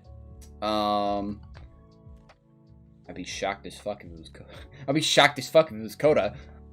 Koda, no, not Koda. Where in the hell? There he is. Koda, very unlikely. Oyama, I was maybe sussing him a little bit back then. So, and Momo's kind of, or not Momo. Oyama is already kind of sus anyway, because he looks into the goddamn camera every time he's on screen. So, I'm gonna have Oyama as suspicious. Fuck it. Mineta. I was thinking that Mineta might be the traitor too. I was really honestly kind of thinking about that. So, they can maybe go. Oh fuck! I'll put him in sus. Screw it. Kiroshima. I've been hearing from some people about Kiroshima that he maybe could be the traitor. I just don't think so. Just for how his character is and how he's been betrayed and just everything. I really don't think. Unless he was forced. That was also another thing. Unless he was forced and the villains put him up to it. Maybe they had one of his family members hostage or some shit that I can maybe get. But I don't know. I'm going to put Kiroshima as maybe not. I don't know. Jiro, I think unlikely. Sue, unlikely. I think most of the girls are unlikely. Except, Hagakure. Todoroki, very unlikely. I'd be fucking shocked. Tokoyami, very unlikely. Momo, very unlikely. Ojiro, it's not really much of a character. Uraraka, doesn't make any goddamn sense. Shoji, I'll put it unlikely, but not very unlikely. I don't know. Sato, I don't. No. And then Ida, it doesn't make any goddamn sense. So, these are the top 5 that I see for the traitor. There's a lot of very unlikelies, but here are the top 5 that I see being the traitor. Either, maybe Kiroshima, maybe. My two people that are sus, Mineta and Oyama. And then obviously my top 2 are either Kaminari and Hagakure. So, I'll leave that at that. That is done for that tier list. We got a couple more left to go. What is it? Arcs.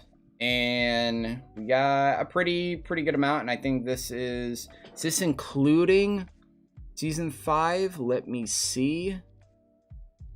This is including season 5, but for some reason they didn't fucking include the MVA. Which, whatever. I'll see what MVA kind of could be or whatever.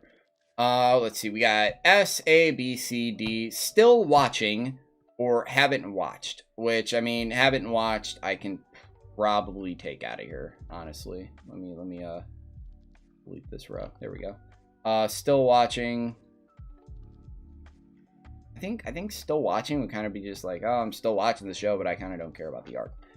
All right, let's see. Entrance exam arc. Because I did these back then, probably 2 years ago. So maybe my opinion will change on them. Just really kind of looking back. And still with me rewatching seasons 1 and 2 kind of the other day. Entrance exam. D. It's whatever. Provisional hero license exam. Put it D. Shigeraki. Shigeraki arc. One of the best fucking arcs in the show. One of the best arcs in the show. Literally my favorite arc. There's no question about it, and I don't care what anybody says. If anybody doesn't think, and I can maybe see, if you don't think the Shigeraki is the best arc in the show, and if you would maybe prefer All Might and like the what do they have it? The Hideout raid, then I can agree with you. I can agree. You can go back and forth on those on your favorite arc. But that's it. I'm not hearing that like, oh, the Sports Festival arc is the best arc in the show. Endeavor, like the Endeavor Redemption arc is favorite. Like I said, some people will relate to certain arcs. This one hit me in multiple ways. It was just so good. I'm not going to go into it anymore. Shigeraki is obviously S for Meteor, of course. Still watching. I don't even know why they kind of had this in season 4. It just kind of felt out of the ordinary. I guess they still, obviously, they still wanted to show that Todoroki and Bakugo were still getting their licenses. And not even only that, they didn't do jack shit in the first part of season 4 because they weren't involved, obviously, in the whole Shigeraki stuff because obviously they didn't have their licenses, so I get that. But, what is it? The UA Sports Festival, including with Gentle and everything, say this is B. So it's a B, it's a B arc. The Pro Hero arc, which is obviously the Endeavor arc, I'd put A. Oh, I put it at A. It's not even for the fight, but just with the character development with Endeavor.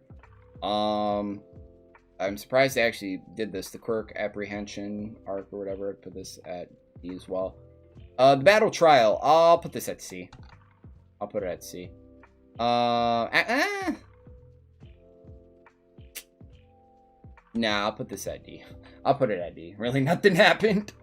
Well, not really nothing happened, but it was just Deku and Bakugo. Attack on the USJ. That would be C. The UA Sports Festival, without a doubt, is... Do I think it's B or A? I don't really know.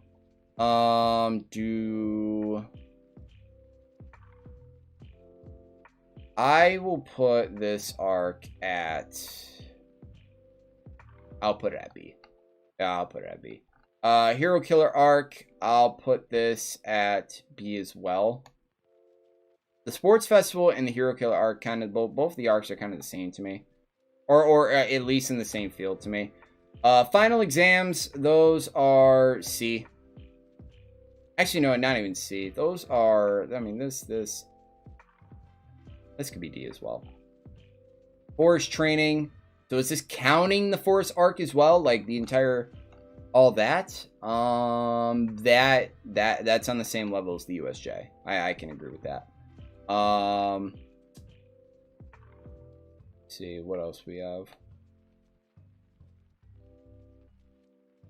Hideout raid. That's S as well. See, I have to put them next to each other. I have to. These two are the best arcs in the show. I don't give a damn. So that's really it. What is it? Joint training.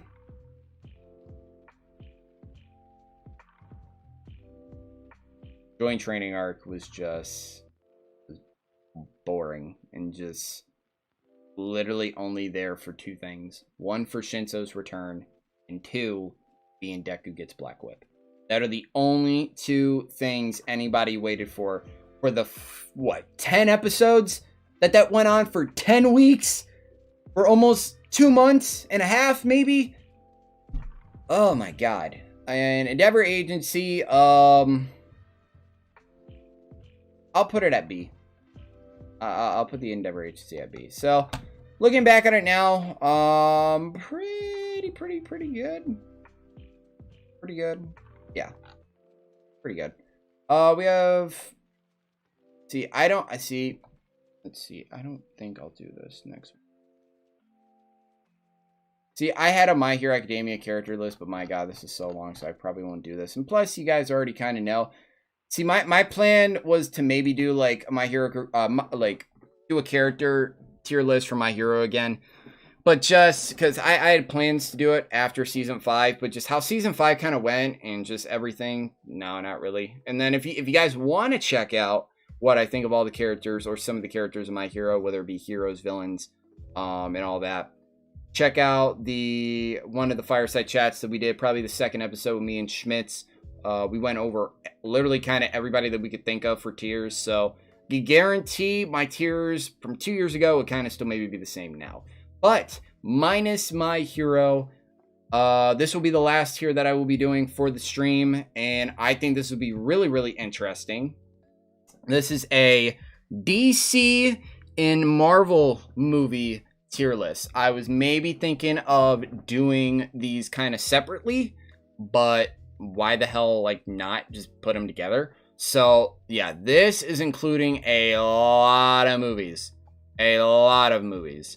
Especially the newest one being Spider-Man No Way Home. So, I'm very, very interested in this tier. I think this is really good. So, we have S, A, B, C, D, and then haven't watched yet. There's going to be a couple haven't watched yet. Or maybe just haven't, or... Here, actually, you know what? We're going to add another row. We're going to add another row. All right, let's see. Add a row below. And it will be... Never... Oh, boy. Never will watch. And I'll put it as light blue. Let's see. Nope, not new. It's out of here. What is it? Delete row. Delete row. There we go. Oh, great. I deleted one of the other ones. Oh, my God. I'm so new at this crap. All right. Add a row below. Cancel. See. Move this up. All right. Never have, or haven't watched yet. There we go. Haven't watched yet. There we go. All right, there we go. Let me bring this one back up here. Let me change this. There we go. S, A, B, C, D. Haven't watched yet and never will watch. All right, so we have a lot of them. So let's just get it right into it. Actually, so just to make it easier, let's get the ones that I either haven't watched or never will watch. Green Lantern, I will never watch. I will never watch that. Watchmen, I have not watched yet, but I still want to watch it. Superman Returns, I probably will never watch it. I just won't. What else do we have? We have most of these I've seen. X-Men Apocalypse. Because here, let me, here we go. X-Men Apocalypse.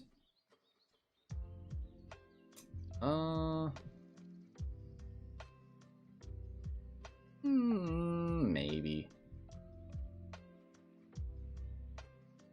I think everything else I've kind of like seen. Yeah, we'll do it from there. Okay. Kind of similar. At least we got some of them out of the way. Alright, so Avengers H of Ultron. I thought it was a very humorous movie. I don't think it was better than the first Avengers. I would put this at B. I would put it at B. It was very entertaining. Let me see that. Spider-Man No Way Home obviously was one of the movies that I rewatched leading up to No Way Home. Or what did I say? Yeah, Spider-Man Homecoming. Spider-Man Homecoming was one of the movies I was watching leading up to No Way Home. A lot of people have this up there in their tiers. It's not going to be up there in mine really that much. And it's just like from the humor and just everything. Don't get me wrong. I think Tom Holland and Michael Keaton were the best parts of the movie, but it's just overall everything surrounding it was just bad. So I'll put the Spider-Man movie at... I can either put it at B or C, but I'm just going to put it at C. Just honestly. Suicide Squad. I remember back in 2016, this was my most anticipated movie of the year, I believe. And maybe not of the year, but it was one of them. Just for the Joker. Because, if most of you don't know, I am a very big Heath Ledger fan. Heath Ledger Joker fan. He is one of my favorite on-screen characters of all time. And just like, I was really excited to see what Jared Leto would do with the Joker character, but let's just say it didn't work out like that. Let's just say no, it didn't. But Suicide Squad, I'd say oh god, not indeed. It goes in C. It was fine. It was whatever.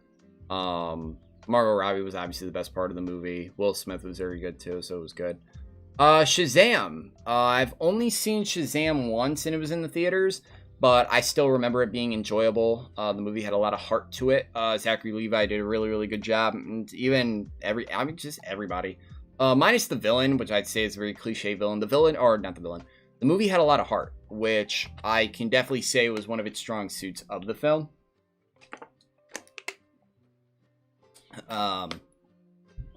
So I would maybe put the movie in B as well. Not like A, but it's B. Batman Begins. Actually, we have all three of the Nolan films right here. Let me just do this. Let me do this right off the bat.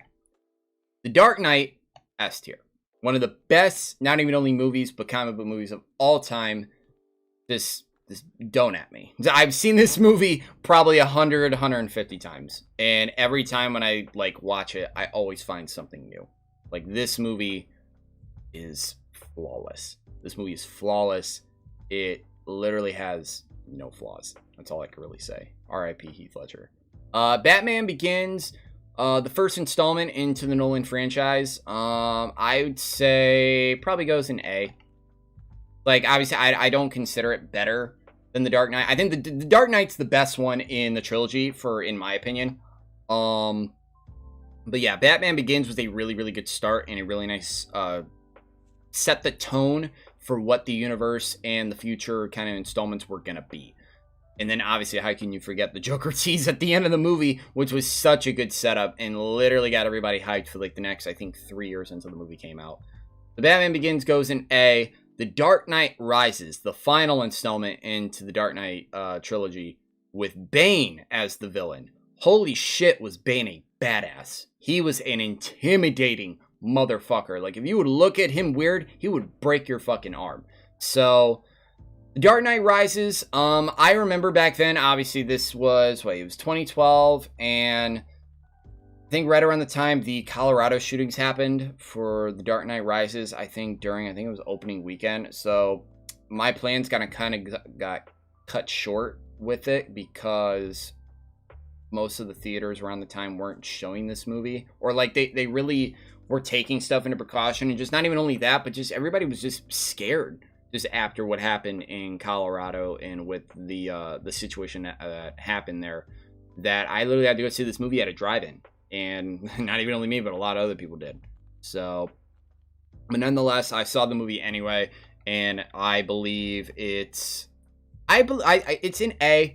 I don't think it's one of the greatest, because I mean, it does have its flaws in there, unlike The Dark Knight. But no, these three are incredible, and I'd say for comic book, this is the best trilogy of all time. I watched somebody the other day, and I mean, like this is their own opinion. This is their own opinion. They have a right to it. One person said that the Sam Raimi Spider-Man trilogy was the best trilogy over the Dark Knight, which to me I don't agree with, because you got something called Spider-Man 3, which to some people, like, oh, they consider it like a good movie, but I definitely have my gripes, let alone with me watching it, like rewatching it a couple months ago. So, yeah, that's all I'll say about that. Another S tier, man. Joker, man. Oh, shit. And speaking of which, like, I know the media was giving this movie shit. They really were. They were really just kind of hammering to everybody, like, oh, this movie's gonna inspire or influence violence, and oh, people are gonna go up into theaters or whatever, and just da-da-da-da-da, and just kind of really scaring the public from trying to go see this movie, even though, like, they really weren't, like, the media just wasn't showcasing what the movie really needed for their press or whatever. And I believe for the the premiere of the movie, they banned the press from the screening, which, I mean, I don't blame them. I really don't, because that's all the actors are going to get asked about, is whatever the hell the media has been portraying. So let me just say about this movie, Joaquin Phoenix is incredible as Arthur Fleck, aka the Joker, in this movie. I really love how this movie really touches on mental illness, and that is the whole just the whole thing about the movie, is that there are people out there that are really suffering, and Arthur really had a messed up childhood and a really messed up backstory.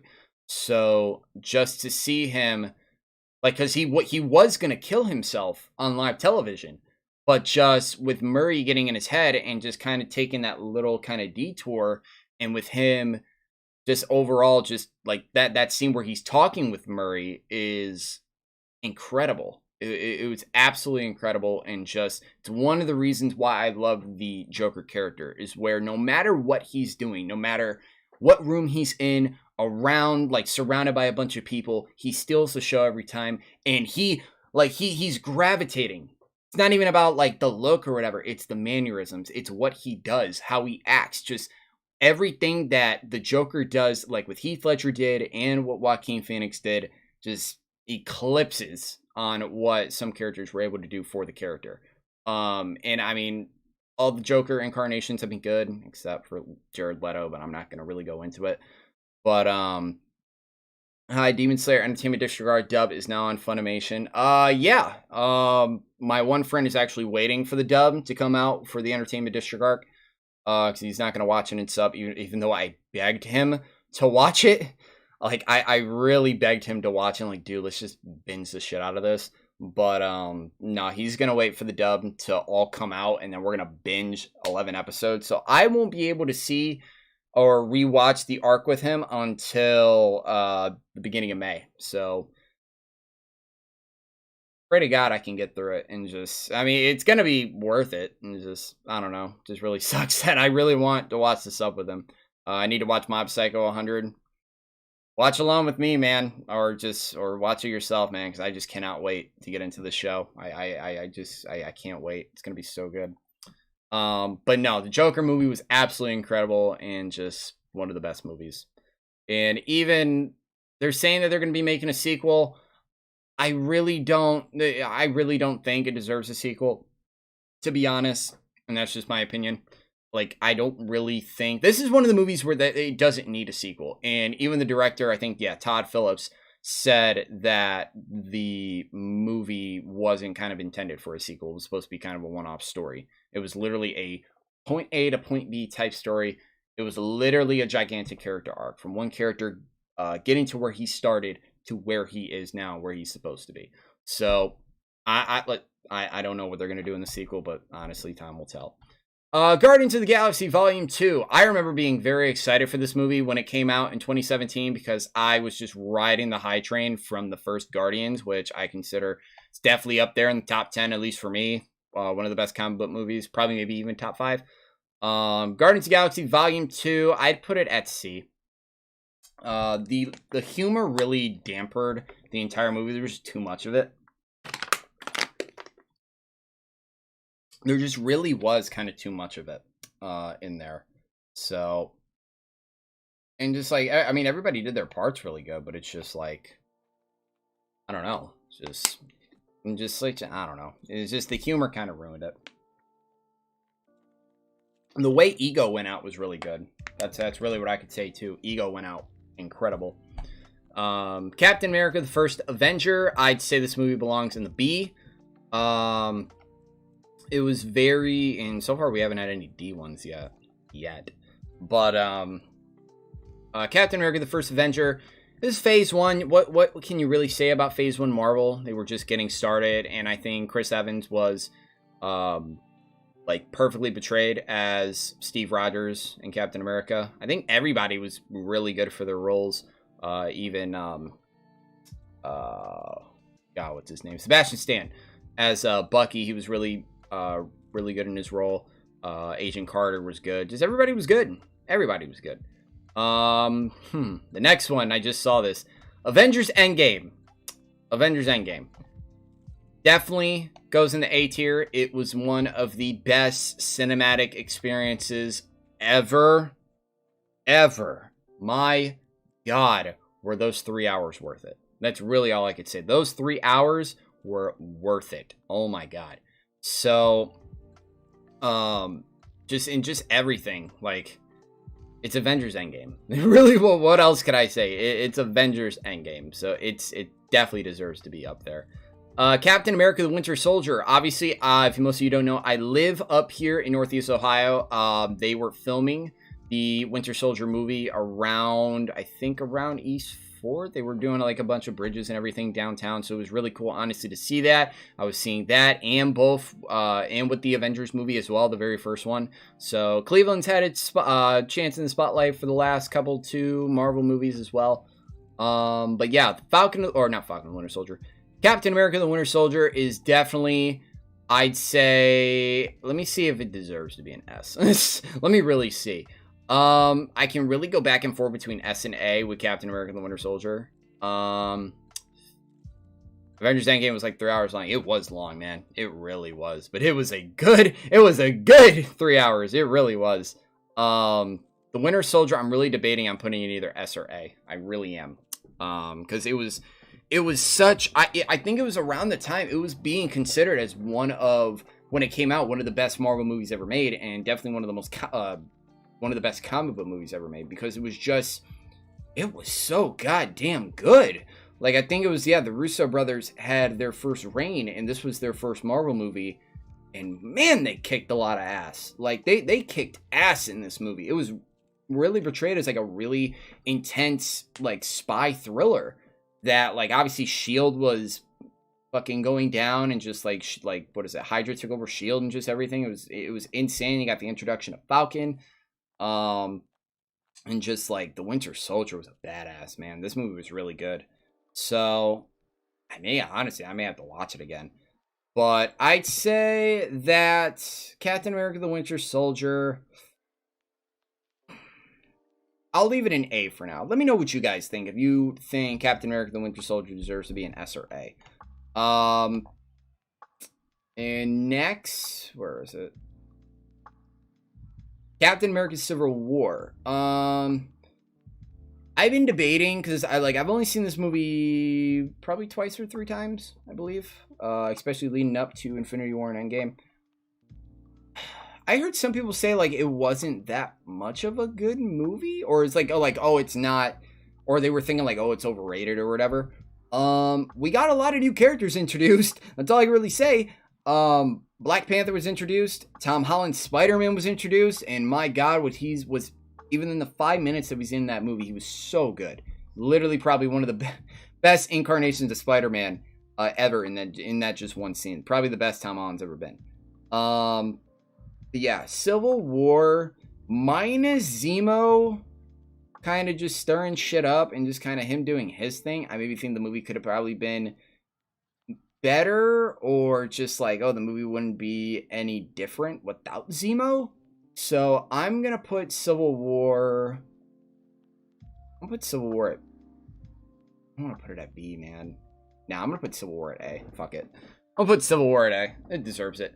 Thor: The Dark World. Yay, our first D tier video, or our first D tier movie. Thor: The Dark World was just kind of boring, not gonna lie. I've probably only seen this or whatever. Winter Soldier should be A. Yeah. At least you agree with me, John.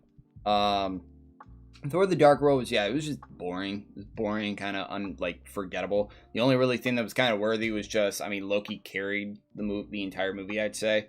And we got the introduction to the Ether, Reality Stone. That's pretty much it. So that's really much it. The first Thor movie, I'd say is do I put it in the same class with First Avenger? Fuck it, I will. Screw it, I will. It was the same as the first one, so it's whatever. Thor Ragnarok is without a fucking doubt A tier. Without a doubt A tier. Such a funny ass movie. Probably one of the funniest Marvel movies since Guardians of the Galaxy. That movie was absolutely hilarious, and it knew, with Taika Waititi at the helm for the first time, really needed to show what Thor needed to be in Marvel. Like, you have a mythical god, and people, if he's just a mythical god without any charisma or whatever, and he's just kind of bland and boring, no one's gonna kind of give a shit. So make him hilarious, make him funny and entertaining. That's what really stood this movie from the other kind of two. Like, honestly. Yeah, R.I.P. Chadwick. Actually, there's a funny story. Or not a funny story, but kind of an interesting story on that, by the way. I think, yeah, he died around August, I think, of 2020. And me, Schmitz, and my one friend Coda were actually we were seeing The Dark Knight Rises during theaters when they were doing re-releases of movie because of COVID. We were in there watching it, and we were in there watching watching it in the theater, and then all of a sudden obviously I've seen the movie, so I was just on my phone looking online. I saw on Twitter that Chadwick was trending. Now, I thought it was maybe something with the new Black Panther movie. I don't know, maybe Killmonger was coming back, or Michael B. Jordan, or some shit, I don't know. But no, I found out in that moment that he'd pass away. And I think it was about an hour in, once that post was posted, that Chadwick died. And I told my friends, honestly, they didn't believe me. They were shocked. And honestly, we had to low-key step out of the theater because we were just absolutely shocked. My one friend was actually crying, too, because it was honestly just unbelievable. It was unbelievable that after all this time, I think 4 years, he was dealing with cancer. It was absolutely insane. And he was incredible in the role. He was incredible in everything that he did with Marvel. He was so good. Even even in the What If series, he was really good. I have his pop right over there in the corner. What is it? The T'Challa Star-Lord pop, which is so good. So, R.I.P. Chadwick, and you will be forever missed. I really don't know what they're going to be doing with the new Black Panther movie, because it is slated to come out this year in November, so I don't know when we might get a trailer. Yeah, but I'm not sure. I know they've been filming recently, so I don't know if they might delay the movie. I'm not sure. But, yeah, R.I.P. Chadwick, man. God. And speaking of Chadwick, Black Panther, the first Black Panther movie, definitely goes up in A tier for me. All I can really say is just obviously what I said. Chadwick was absolutely amazing in the role. The entire world seeing Wakanda for the first time was just honestly breathtaking. The CGI was beautiful. You really couldn't even see any everything was real. It was absolutely insane. And honestly, one of the best fucking parts of the movie, which is Michael B. Jordan as Killmonger. I'd say he's up there. He's up there with Thanos and Loki. He is definitely in my top 3 of villains in the MCU. There's no question.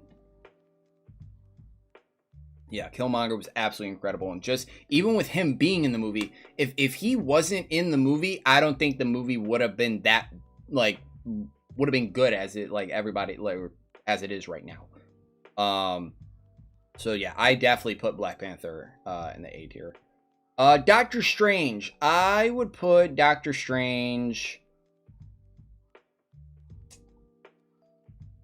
It's either going to be B or C for me. I think Benedict was good for the role. The movie was good. I think the movie was good. I think it was yeah. I'm gonna put it in B because I think it was phase one worthy. Jesus. So yeah, and just plus, I saw this movie in IMAX, and that's really I saw it for free in IMAX. It was back then. What is it? Atom tickets were given out free. What is it? Free tickets for the first time when you sign up for something. So I mean that was cool. So I got to see Doctor Strange in IMAX for free for the first time. And we only wanted to go to see IMAX because of all the trippy shit. And so that was kind of worth it too. The Incredible Hulk. Now, I can't even remember seeing this movie. I have seen bits and pieces of it. But, Yeah, it's been a while. Let me just put this in B just to be safe with the rest of the phase ones with Captain America and Thor, because it's been a while, so I really honestly kind of can't remember it.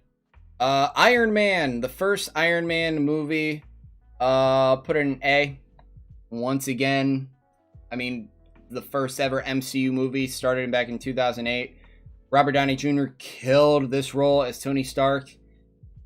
It's just absolutely insane. Absolutely incredible. He was born to play this role, and I really honestly can't see anybody else playing him. I know I've been hearing a lot of shit about, like, oh, Doctor Strange, multiverse of madness, and like, oh, we could see alternate versions of like Iron Man, like maybe Tom Cruise's Iron Man or just whatever else. Even people saying that, like, oh, because the recent trailer came out probably like a week or two ago, that Professor X is going to be in there, like Patrick Stewart as Professor X. Now, and I saw everybody freaking out, and not gonna lie, most of you guys don't know this, I was gonna put out a trailer reaction for Doctor Strange, but I just kind of wasn't. It's not like I wasn't invested in it, but it's just like I was seeing everybody else and just how everybody else was just kind of tripping, and I like tripping about like, oh, Patrick Stewart's voice, because I mean that was his voice, like he is in the movie. Don't get me wrong, he is in the movie. But I'm not going to be like everybody else and be like, oh, it's Professor X. Oh my God, he's in there.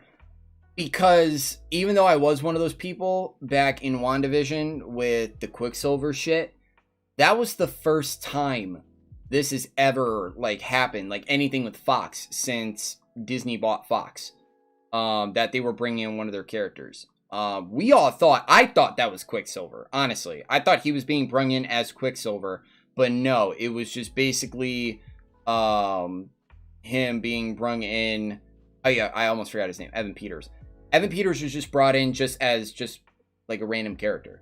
Like not like that. That's honestly, that's what I think Patrick Stewart could be brung in as. Either that or just another character. I don't think he could maybe be brung in, or I didn't want to assume he was just automatically Professor X. So that's just my little thing on that, and just one of the reasons why I kind of didn't want the trailer reaction to be out there. But yeah, I have Iron Man in A. Iron Man 2.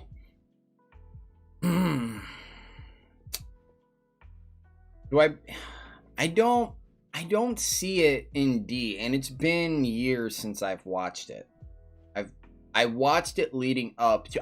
First of all, I watched all the MCU movies leading up to Infinity War. I watched all of them. So I've at least seen all of the MCU movies within the last 4 years. So Iron Man 2, I'd say I'll put it in C. I don't want to be too hard on it. I'll put it in C. Yeah, and I kind of won't go much in on it or whatever. I just won't. Avengers Infinity War. It's up there with Endgame. A tier. Absolutely A tier. Like, I mean, if you take out Thanos out of Infinity War, I really don't think the movie would have been, like, honestly that good. Or not even that good, but just wouldn't have been that great like how it is. This was Thanos' movie. Because this was a dude that everybody's been waiting for years. Almost like half a decade they've been waiting for this dude. Because Marvel's been teasing this dude. He's been hiding in the shadows. You've been seeing him a little bit in Guardians, like the first Guardians. So this was our really first time to really look at Thanos, get his character, and just really take in Josh Brolin's portrayal of Thanos. And goddamn, he's the best goddamn villain in Marvel. He's the best villain in Marvel, without a doubt. Until they bring in Doctor Doom, or if they're doing anything else. But no, this movie's definitely A tier. I think this movie's definitely up there with it's with Endgame. I mean, these two movies are basically one movie, I'd say, honestly. A lot of people were teared up when the heroes vanished. Oh, I mean, that was one of the most shocking, the most shocking moment in Marvel. I really couldn't honestly get that out, but it was the most shocking moment in Marvel. I remember being in the theater, just seeing everybody like tear up, like freaking nose sniffling up and everything. It was crazy. It was honestly crazy. Like I had my suspicion that the snap was gonna happen because I mean it was 2 parts. Like we already knew that 2 parts were coming, so I just wasn't sure. Obviously, they weren't gonna kill Thanos. They weren't gonna kill Thanos in the first movie, so the only kind of logical thing that they would do is they would do the snap. They would either do the snap and kill a couple people, which obviously Vision died before the snap even happened, because obviously he got the damn Mind Stone taken out. So yeah, but if you take Thanos out of this movie, I really don't think it could have been that good like how it is. Iron Man 3, this is a C movie for me, not gonna lie. It's just like, it's the whole shit with the Mandarin really throws it off. It just really does. It just that's really it, honestly. That's really it. The whole shit with the Mandarin throws it off. I do can't wait to talk about a certain movie that involves the Mandarin. You guys know what I'm talking about. Ant-Man. This right here is definitely B for me. Ant-Man was a very enjoyable movie. Paul Rudd was so good as Scott Lang. And just having Michael Douglas as an older version of Hank Pym is absolutely great. I mean, the villain is cliche, but the movie was enjoyable. And just having Michael Pena in there as Michael Pena is the heart and soul of these Ant-Man movies. He really is. Like Michael, I want to see more of him. I really do. And I think they are making a 3rd Ant-Man movie. I think they're calling it Quantum Mania or whatever. So I really don't know. I know they already announced who the villain is. I think it's Kang the Conqueror. I believe it is. I think it is King the Conqueror. I believe. So hopefully I didn't get that wrong. But yeah, Ant-Man was just overall an enjoyable movie. Ant-Man and the Wasp. I don't want to say it's bad, but it's just like, I'll put it in B just to be nice. Ant-Man and the Wasp was it was good. It's whatever. Oh God, Captain Marvel. Now, I heard all the bullshit that was going on with this movie. I really did, with all the stuff with Brie Larson or whatever. And quite honestly, I did not give 2 fucks. I really did not about the BS and everything. I just wanted to go see the movie and just find out for myself. So with Captain Marvel,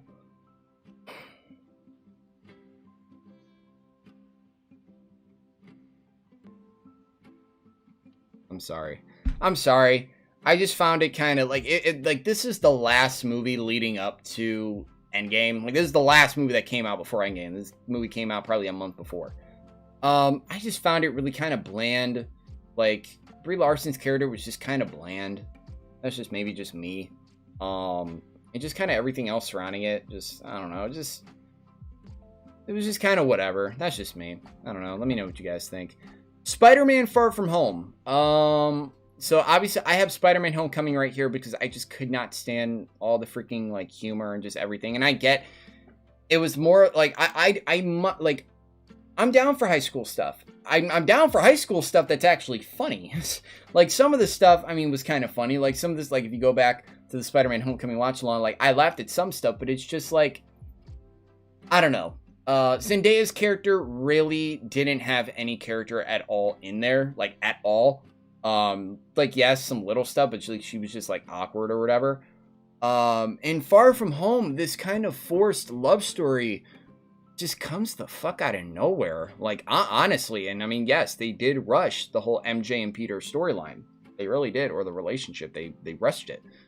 But where do I put this? I'm gonna put it at B. Because Jake Gyllenhaal was great as Mysterio. Let me say that right now. He was great as Mysterio. How they were able to incorporate the Mysterio character and I wouldn't say modernize him, but just like mold him into the MCU and just Quentin Beck, his character, and just I love that it wasn't even only him. He had a team. He had a team with him that it wasn't just a bunch of random people. It was former Stark employees. It was people that worked close with Tony Stark that they felt he underutilized and just everything. And obviously, Quentin Beck was the founder of the, I can't even remember what he even called it. Yeah, BARF. With the BARF technology. So he was able to transform that and do what he was able to do with the projectors and everything. So no, I just really give that for his character. And just not even only that, Peter had a lot to deal with as well. Like, I think at the time, this was probably Tom Holland's best. It was either this, it was his best performance as Spider-Man since Civil War. Let me just say that. So he really did an overall great performance. But the last movie that's on his tier list, I can't wait to talk about. Man. All right, now let's get back to the haven't watched yet or never will watch. Part of me understand your decision, and part of me is disappointed with your decision for Captain Marvel. It's like I really only seen it once. I'm being real. I've only seen the movie once, and it's just I don't think it's one of those movies for me. It's just I will go back to watch it. That's just me. Some people like this movie's very split. Let me just say that this movie's very split on some people. Some people may like it, some people might not, but it's just whatever your kind of taste is. X-Men Apocalypse. Oh god, we go into the X-Men shit. Oh god. All right. Apocalypse I'll probably never watch. Days of Future Past. Heard it was really, really good. Even though it fucked up the timeline, but then again the timeline was already fucked anyway.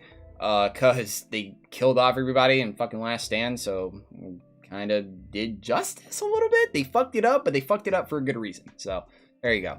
I do want to see Days of Future Past. It's definitely one of the movies that's on my radar. That and Watchmen, definitely top 2.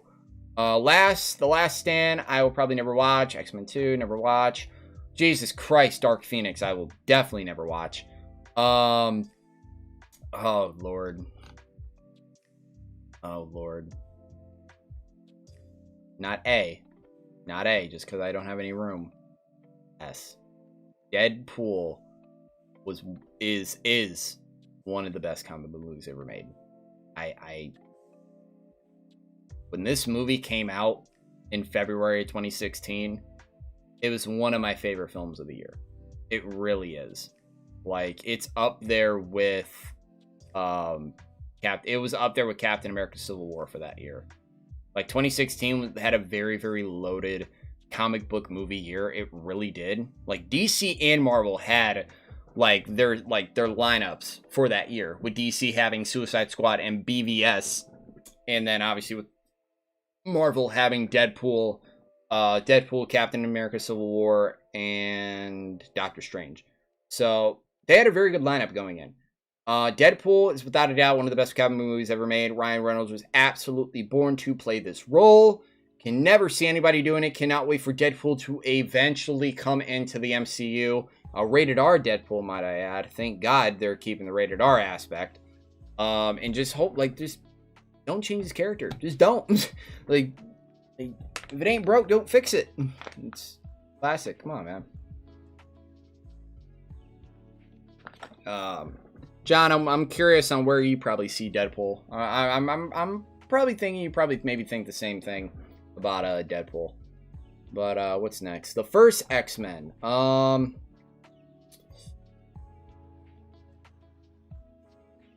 I don't think it's bad, but I wouldn't mind giving it a watch. I really wouldn't. Because it was the first one. Hugh Jackman for the first time, and just what is it? I think this is the first kind of I can't remember what the hell this was called. X-Men First Class. That's what it was called. I probably won't watch it. I'm gonna be real. Oh, Jesus Christ. X-Men Origins Wolverine. I will definitely not watch that. Oh my God. The Wolverine I have not seen yet, and maybe I'll watch. Maybe I'll watch down the line. What is it? My mom watches Deadpool and I didn't watch it. Ooh, yeah, definitely you should check it out, man. Definitely. Oh my God. I get maybe if you maybe don't like the character or whatever, I can maybe get that, but just it's such a great movie. Such a great movie. Logan. Speaking of a great movie, fucking Logan. Oh my god, it goes in the effing A tier. Logan was just... It was literally the best performance of Hugh Jackman as Weapon X. It was incredible. Absolutely incredible. And yeah, the movie didn't need to be rated R, because I've been hearing a lot of things about rated R. Oh, you don't need a rated R movie to make the movie good, and da-da-da-da-da. Because, I mean, because a lot of people want to compare The Dark Knight, and, like, The Dark Knight is PG-13, and it's one of the best movies of all time. But no, just, you needed to work with a character as vicious and violent as Wolverine is. This honestly needed to happen, I would say. And if it's the last movie, and if he's going out with a bang, you do a rated R bang. And I don't mean that in the wrong way. Logan absolutely kicked ass, and it was such a good way to send off Wolverine. Now, I've been hearing people maybe think like, oh, maybe Hugh Jackman could be brought back in the MCU as Wolverine, and just like, oh, they're rebooting the X-Men, da-da-da-da-da. If they're going to bring back Wolverine, like, if they're going to legit bring back Wolverine, not for a cameo, I'm saying that, not for a cameo, but legit bring him back, I won't like that. I won't like that, and I don't think a lot of other people will, because he went out perfectly. He went out perfectly in here, and unless they do some fucking endgame shit, or like I said, Multiverse of Madness stuff, and if he's only in here for a cameo, and he maybe gets like a little moment with Deadpool or just something, I don't know. That's just it. Like, I wouldn't be surprised if he's just in here. You take a past Logan from another point in the X-Men timeline, maybe I'll agree with that. I maybe got that. I don't know. I recently got the Demon Slayer movie Mugen Train on Blu-ray. I need to get it on Blu-ray too. I've seen that movie so many times too. My God, I always go back for the Akaza and Rengoku. But no, that's just where I see the Wolverine character, and Logan is just it's great. Deadpool 2, put it in the B tier. It was enjoyable. I don't think it was better than the first movie. I honestly don't think. I mean, nothing really is better than the first movie sometimes. So Deadpool 2 I put in B. I don't know what the hell this poster is too. What the hell? Where the hell? All right, now we are getting into the past Spider-Man movies, the Sam Raimi and the Andrew Garfield ones. First Spider-Man movie, with the Green Goblin. It's Willem Dafoe's Green Goblin. I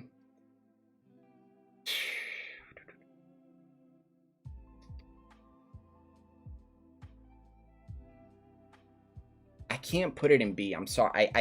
I can't put it in B. I just can't. Because, like I said, rewatching these movies a couple months ago, it just works. The movie holds up. I mean, yeah, it's cheesy or whatever, but I mean, shit. It was the 2000s. All the damn comic book movies were cheesy as shit. I mean, Joel Schumacher killed the Batman franchise, and they didn't get revived for like another 6 years. And really, Marvel was only thriving. Like, Marvel was starting to get on top of their game with Blade. Obviously, Daredevil was a fucking failure. But no, they really had X-Men, Blade, and Spider-Man. It's really kind of those two. So, with DC, they really just weren't kind of doing shit. Because Batman franchise got taken out. They weren't doing shit with Superman at the time. And yeah, it just really wasn't nothing going on. So, no, it's an A tier movie for me. I mean, I could go back and forth between A or B, but I just think, and even seeing No Way Home, Tobey Maguire, really good as Spider-Man in here, or in Peter Parker, and just Willem Dafoe, man. Willem Dafoe as Green Goblin. That's all I'm going to say. Spider-Man 2, without a goddamn doubt, goes in the S tier. One of the best comic book movies ever made. It is definitely up there. Alfred Molina as Doc Ock. Probably one of the best casting choices for him to play Doc Ock. And just the movie, the movie was absolutely incredible on just what it really shows to be Spider-Man. And just, it's just, I feel like I'm talking like the same thing again. It was just so good. Spider-Man movie, S tier. Spider-Man 2, S tier. Spider-Man 3, oh my god. I gotta throw it in the D tier. I'm sorry. I have to. Never will watch. Spider-Man 3, there's good aspects to it. There really is. But goddamn, Venom just ruined that fucking movie.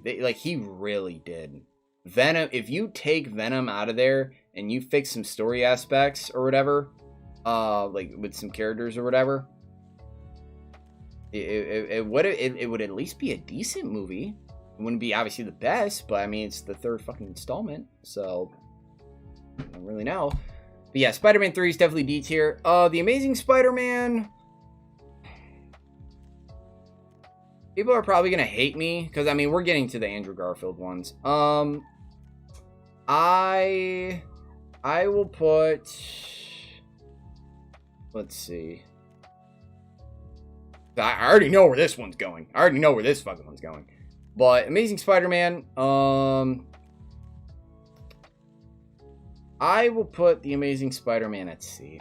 I'm sorry. I will put it at C.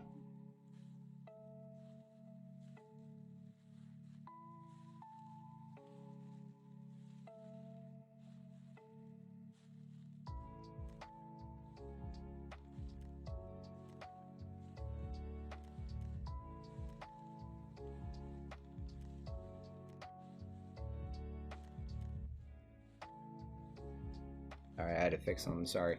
Alright. Yeah, Amazing Spider-Man goes in the C tier. Hey, Amazing Spider-Man 2, get your ass down here to the D tier. Oh my god, this movie was bad. This movie was so bad. No, I'm sorry. I know some people out there just really love this movie for the Gwen Stacy and Peter Parker relationship. It's good in some aspects, but like it just got really repetitive. Like sometimes just this whole back and forth bullshit. Like honestly, they just should have started off the movie not being together. And then eventually at the end, like, oh, we're going to be together. And then you could possibly build more sympathy for those characters. But no, it's the whole back and forth kind of thing. And it just got kind of got annoying or whatever. And then the villains, I don't even want to talk about the villains and Jamie Foxx and Goblin and Rhino. And oh my god. And just let's leave it at that. Wait, hold on. Wait. Is this not Deadpool 2? Is this really? Hold on. I'm sorry. What the hell is Once Upon a Deadpool? I thought this was just an alternate poster for here, let me just bring this down. Let me just bring this down. All right, there we go. Here, let's hear it. Since Deadpool 2 is right here, where did I have it? I had a B. Yeah, there we go. Never mind, sorry. Birds of Prey. Oh my god. Another one. I didn't see this movie in theaters. I actually watched it on a bootleg. And thank God I kind of didn't watch it in theaters. You can agree or disagree with me, but I'm sorry. I really didn't like Birds of Prey. Honestly, I don't even think it should have been Birds of Prey in general. I think it should have been the Gotham City Sirens. Honestly, I think that would have made the movie more enjoyable. Maybe, or like a little bit more enjoyable. But just, I don't know. I think this movie, there was a little bit of stuff in there that could have maybe think like, oh, they were pushing this movie for an agenda or whatever. Like maybe catering to the SJW people or whatever. I don't really know. Just overall, just some of the stuff in there just didn't work. Some of the humor obviously didn't work, and I don't like what they did with Black Mask personally. Like I just didn't like some of the choices they did in here. I just really didn't. So I put Birds of Prey at D. That's really it. Oh god, we're getting into the Fantastic Four bullshit. Oh lord. Oh my god, I I am so glad. I am so glad I did not see this movie in theaters. I fan 4-stick. That really just tells you. Fan freaking 4-stick. Oh my god. If I had a... You know what? You know what? We're going to add another row. We're going to add another row. We're going to add another guy. Oh my god. Now I already fucked up the rows. Jesus Christ. Down. D goes above. Yeah, I'm adding another row. Yep. Add a row below. And I'm going to title it... horse shit. Alright, there we go. It will be horse shit.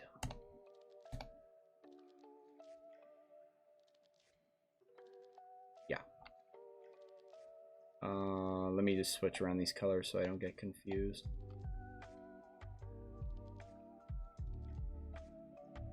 Yeah. Horse shit goes to fan 4-stick. I'm gonna make its own row just for that. Oh my god, this movie was probably one of the most boring superhero movies I've ever seen in my life. Like, in my life. Like, I can't even tell you how boring and bland this movie was.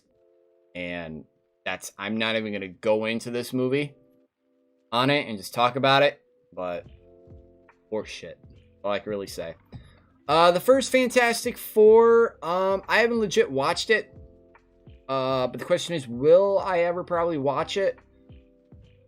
I'll give it a watch, since they will eventually bring in they will be bringing in the Fantastic Four, eventually into the MCU. So I'll at least like to watch these ones than fan 4-stick. So I'll put both of these two up in the haven't watched yet. With these two.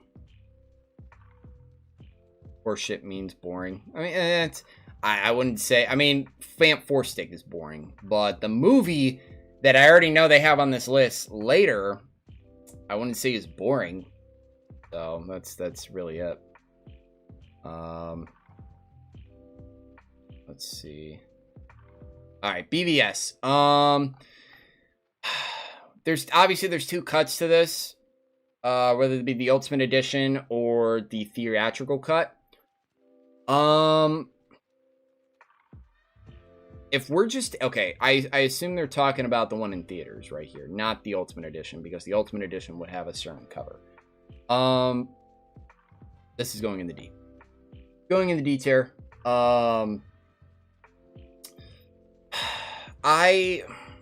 First of all, I don't like Jesse Eisenberg as Lex Luthor. I just don't.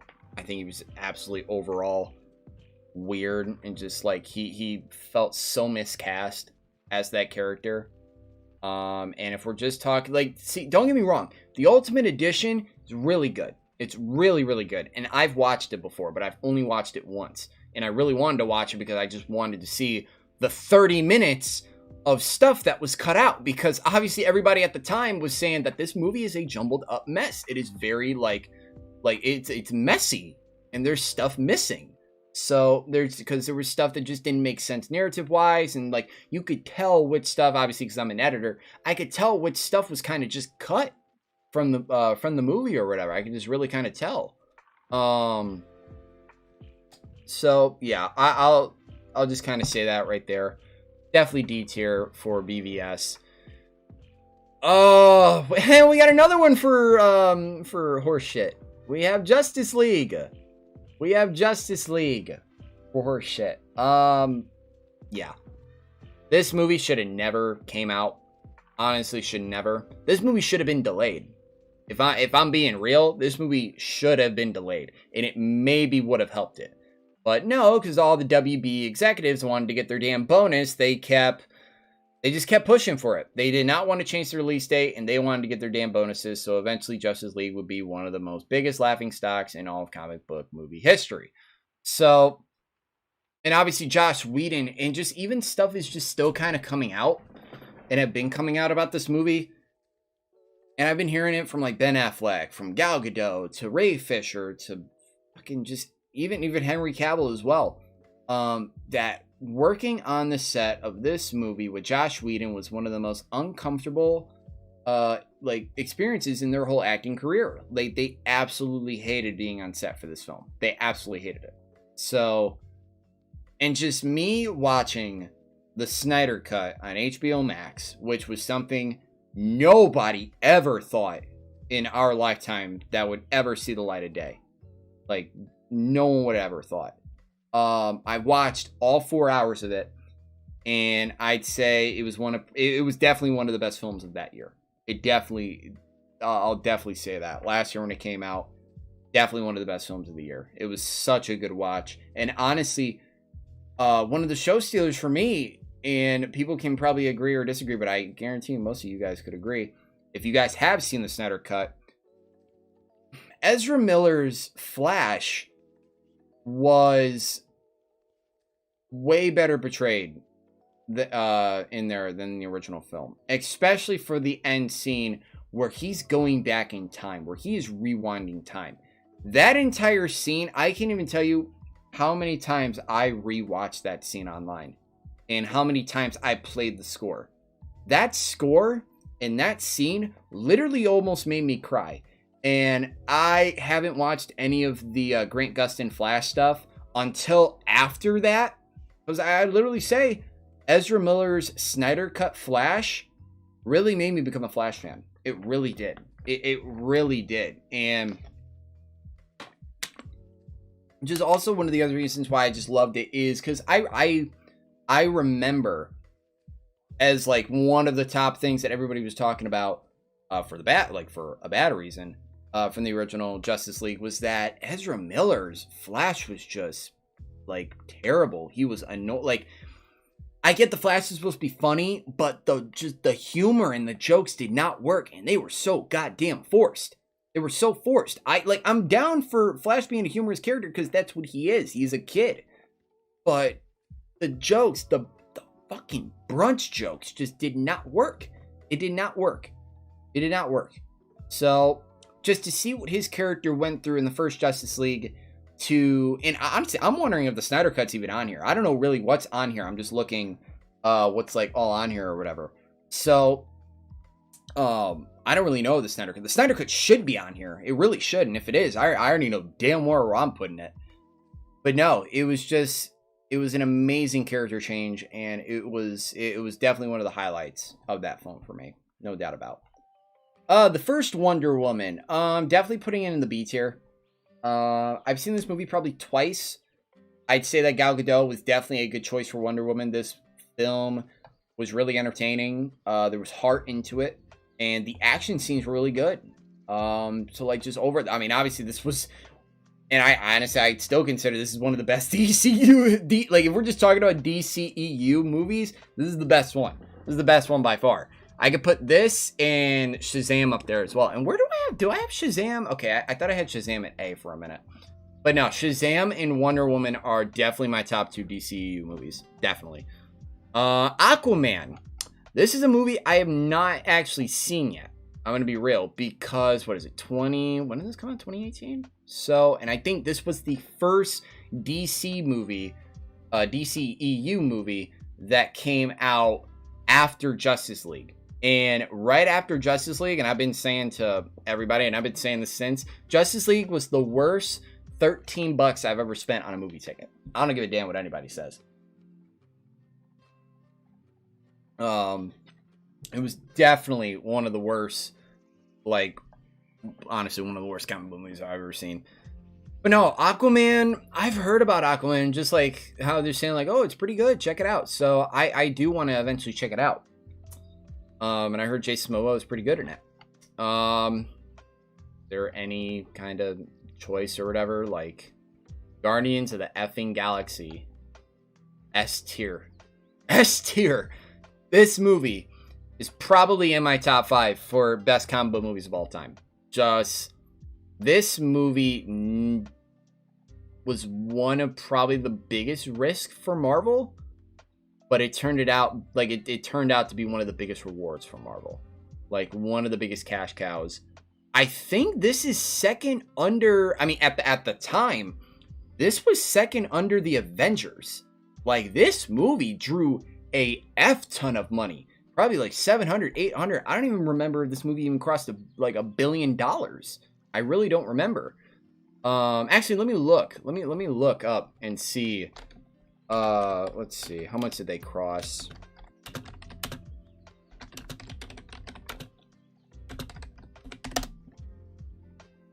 They made over $772 million for the first Guardians of the Galaxy. Like, that is absolutely insane for nobody even knowing who the hell these characters are. And that's how you do a good movie, where you take a bunch of characters nobody has heard of, and you just have a direction. You have a director like, oh my god, I can't believe I'm James Gunn, right? James Gunn. I can't believe I might butcher his name. Oh my god, I know what the hell his name is too. I can't believe it. James Gunn. Thank God. When you have a director like James Gunn, it's just, this movie worked out for so many reasons. Chris Pratt, Zoe Saldana, Dave Bautista, Bradley Cooper, like Vin Diesel is freaking Groot. It worked. It really did. And it's one of the best comic movies of all time. Man of Steel. I have only seen this movie once, and it was when it came out.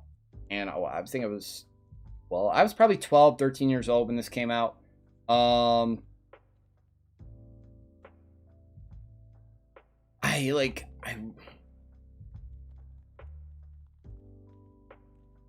of me says I want to say I haven't even watched it yet, because I really don't remember this movie. I really don't. So I will do this.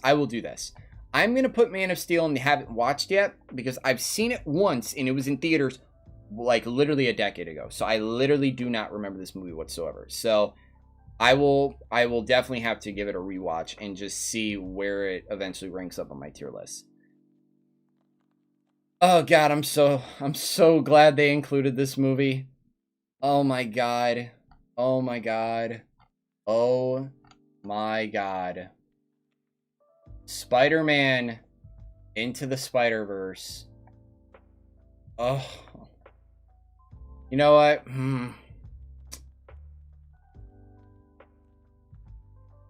No, I'm gonna add another one. I will add another one. I'm sorry, I have to.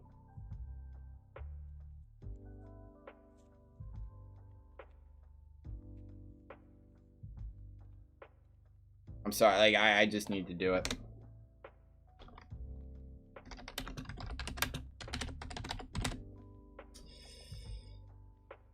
Actually, you know what? Not even all time favorite. Personal favorites. There we go. Personal favorites. Oh god, you really can't even see that. Here, I'll put it as pink. Personal favorites: The Dark Knight and Spider-Man Into the Spider-Verse. These two movies are my top two favorite. I adore both of these movies. Obviously, you guys know how much I adore The Dark Knight, but Spider-Man Into the Spider-Verse, when I first saw this movie in theaters, I wonder if I even have this. I know I have the soundtrack. I bought the damn soundtrack because the soundtrack was so good. It's somewhere over there. Just my god, let me just say, the animation, I want to credit all the damn animators and people that worked on this film for the years that it took them to animate every single scene for this movie, which took them probably almost 5 years to do. I commend all of you. This film was absolutely it was a masterpiece to me. It got what Spider-Man really is down deep, and just a story that I really wanted to tell. Because I've heard about Miles Morales, I really have, but I didn't really see what his powers was, the whole sting and everything, or electric sting. I didn't really know much about Miles. I just really loved his look and everything. And now, because back in the comics, but now just seeing this movie, his look, the animation, his story, everything that this movie did, even the whole "What's Up, Danger," it is literally probably one of my most replayed comic book scenes of all time. I love the What's Up Danger scene and him swinging. It's gorgeous. It's absolutely gorgeous. And I feel like I tear up every time watching it. I really do. This movie is absolutely incredible. And honestly, minus the What's Up Danger scene, one of, I think, probably the best scenes in the film is where Miles is tied up. Because it's like all the spider people tie him up. And like he has like web over his mouth, so obviously he can't talk.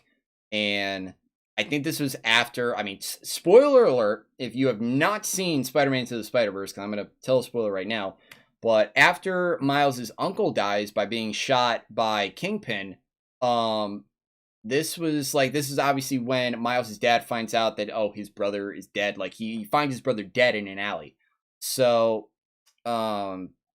this was probably the first time, because he was trying to get in contact with Miles, and with Miles tied up in the chair, his dad going to his dorm and trying to like talk to him or whatever, and his dad's on the other side, and he can see, like, in this chair right now, he can see Miles's shadow right under the door, so he thinks he's standing there and just ignoring him, but no, he's literally tied up, not being able to say a word, and that is what I love about that scene. It's a real tearjerker. It really is. It's like it's just absolutely amazing. What is it? It's just, it tears me up every time, and I absolutely love it. Spider-Man to Spider-Verse is literally it's my favorite Spider-Man movie of all time. It was Spider-Man 2, but just Spider-Verse just changed it, man. It really did. The soundtrack, animation. What else can I really say about Spider-Man Into the Spider-Verse? I could talk all day about this damn movie. And God, I can't wait for October. It's one of the reasons why I cannot wait for October, because not only we have My Hero Season 6, but we have the sequel to Spider-Verse, and it's a two-parter, which is interesting. So I'm wondering what they're gonna do with that. But yeah, the next sequel comes out in October, and God, I cannot wait for that film. Jesus Christ. The Avengers. Goes in the S. One of the best comic movies of all time. What can I really say? It is the first Avengers, and I'm honestly just gonna leave it like that. Batman Forever. Oh man, we're getting into all the pretty old shit. Let me just do this right now. Elektra, never will watch. Daredevil, never will watch. Catwoman, fuck no, I never will watch. Batman and Robin. Horse shitness. Absolute horse shit. But it's a good horse shit. It's a funny, see, and John, what you were saying a little bit ago about like, oh, horse shit just means boring. Not when it comes to Batman and Robin, because Batman and Robin is not boring. It's like, it's funny. It's if this is a really good drunk movie, Like this is a movie where I would sit around with a bunch of people and just joke around and fuck around with or whatever. So definitely that's what I would like personify. It's not even only just horseshit is boring, but no, horseshit is horseshit. Let me just say that. How far are you on Full Metal Alchemist Brotherhood? Honestly, I can't remember where I am with it. I'm probably around maybe like 20 episodes. I know I eventually will have to get back on it. What is it? I've got back on the Naruto train, so that's pretty good. So I'm watching some Naruto and doing some of that. Got I think I met Itachi, so that was pretty cool. And can't wait to eventually get to Shippuden. I will finish Naruto this year. I will. Like this year, anime wise, progression wise, I'm gonna watch a lot. Like I'm already caught up on all the AOT shit. And it only took me a couple weeks to catch up on Attack on Titan, and I know a lot of people are like, oh, why aren't you doing Attack on Titan on the channel or whatever? Attack on Titan is one of the shows that personally I chose not to do for the channel, because it really means a lot to another person for me to watch with him. So that's basically just why I didn't choose it or whatever. Like I know AOT is the talk of the town right now, but just personally, I just chose not to do it. So, I mean, I can give up one show, minus everything else, because, I mean, I have a lot on my, plate for this year. Let me just say that. With this coming next, oh, God, there's so much more. I cannot wait. But, Batman Forever. Oh, shit. I'll put this in the C. I'll put this in the C. Because the movie's enjoyable for Jim Carrey alone. Let me just say that. It's enjoyable for Jim Carrey. Batman Returns, I honestly really need to see again. I heard from a lot of people this is really good. Like, extremely good. Honestly, I'd say Batman Returns and the first Batman go in the A tier. Like, these two movies back to back are just, like, really, really, really good. Like extremely good. Just, like, the casting and everything is just amazing. And Michael Keaton. Somebody kind of said, like, oh, Michael Keaton's the best Batman overall. I honestly would kind of maybe agree. I really don't kind of have my definitive Batman. I mean, Ben Affleck, I could say right now, comic book accurate, it's either going between Michael Keaton or Ben Affleck a little bit. We didn't really get to see much of Ben Affleck's Batman, really, honestly. But like Christian Bale, I mean, I love him for the voice. that's really kind of it. I love him for the voice. But no, Michael Keaton's really, really good. Did you know Chris Aries, the voice of Frieza, died? Yeah, I think you did, right? I think you probably told me that in one of the, I think the first Spider-Man watch along, I believe. I can't remember. I think so. Ghost Rider. Haven't watched, and I probably won't watch Ghost Rider.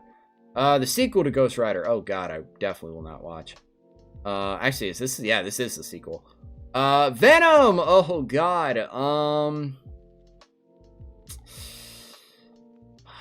Fuck. First of all, let me just say Wonder Woman 84 horseshit. Okay, maybe I don't want to be that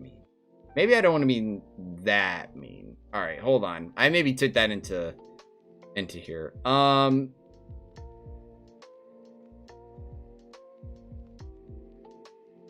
Actually, you know what? If I'm gonna be real. Here, hold on. Let me add it back in here. Hold on. I saw Wonder Woman 84 and I just automatically assumed something. Here, let's just start off from here. The New Mutants, I haven't seen yet. The New Mutants I haven't seen yet. Maybe I probably won't watch it. I don't really know. Wonder Woman 84, I heard about how bad it was, and I honestly don't think I will watch it. I honestly don't think so. Don't know really much about the New Mutants, but I'll maybe give it a try. Who knows? But Venom. Venom. I will put Venom. I will put Venom in the C.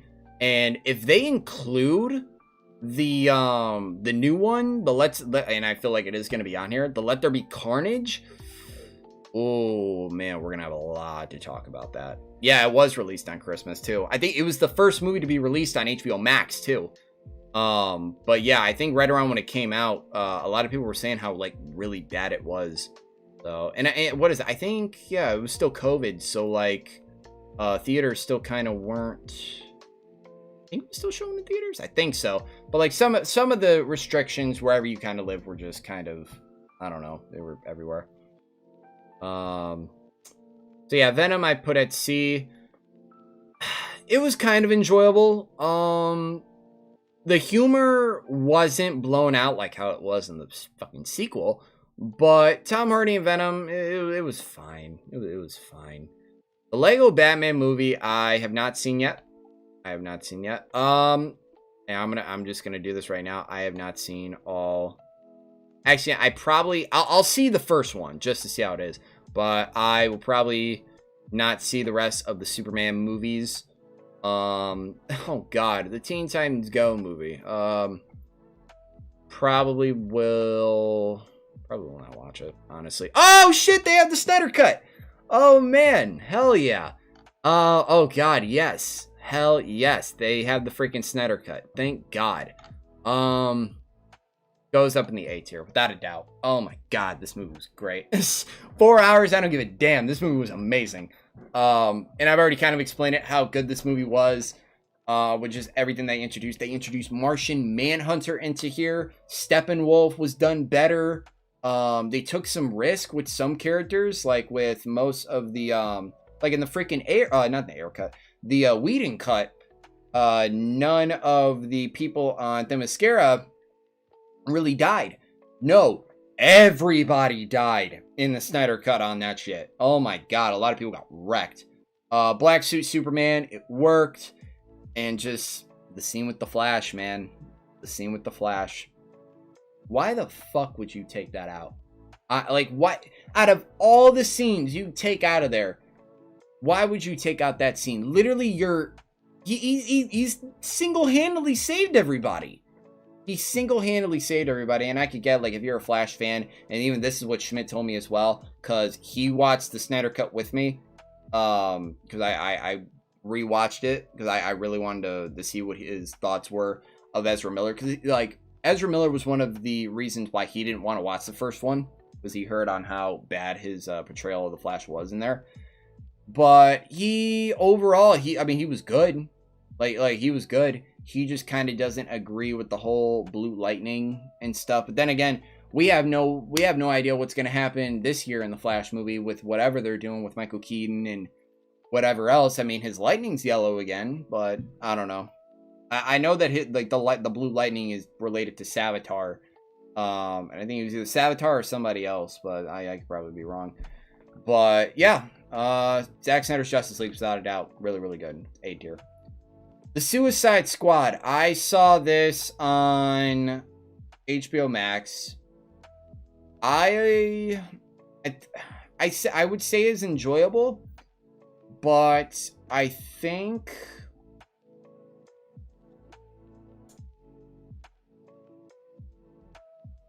I don't kind of want to put this in the same one as the first Suicide Squad, but I kind of am. So I'd say it's a C for this one.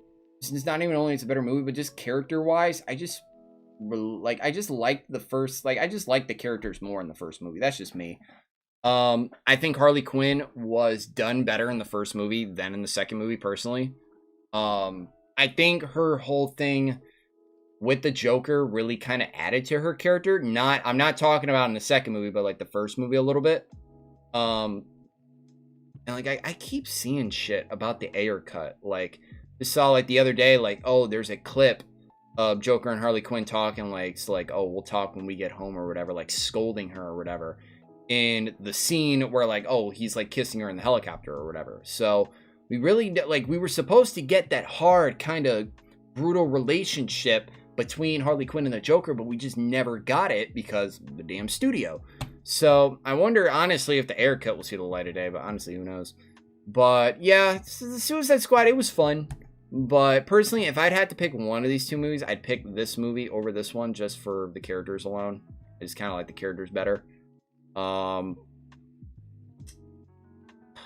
again, these movies are similar, but they're different at the same time, because honestly, that'll probably take a long time, so I don't even want to get into it. Never mind, because I actually know what 1, 2, 3. Yeah, we're down to the last 5 movies too. So I don't know. Just these movies are similar and different at the same time, but I put them together. Black Widow. I have not watched yet, and I need to watch it. I need to. Black Widow, I wasn't really excited for. It wasn't one of the movies I was excited for, but just like, I gotta see it because it's Marvel. Like, I have to see it. And there's another movie, which Eternals as well. And Eternals just came on to Disney Plus probably like a month ago. So that's definitely another movie that I need to watch as well. I need to watch both of these two. Last 3 movies. Actually, here, let me just get this out of the way. I really did not like... Wait, what? Okay. I really did not like Venom Let There Be Carnage. I really did not like it. Carnage was fine, but like could have been really better. I really don't think... Like, I mean, yeah, you can have it be rated R, but I think no matter what, it still would have been shit. Like, honestly.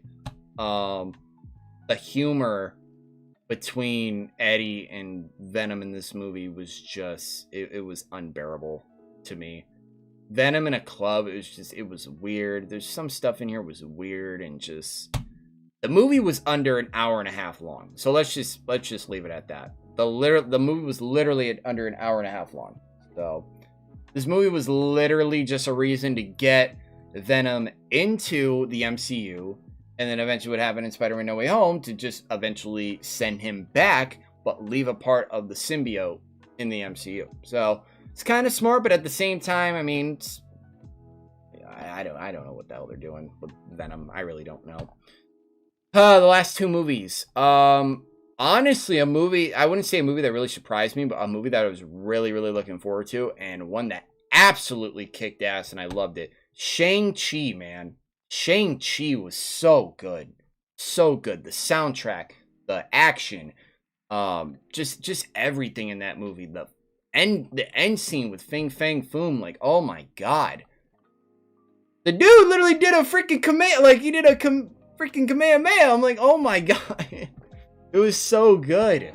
The question is, where do I rank it? It's either going to be B or A.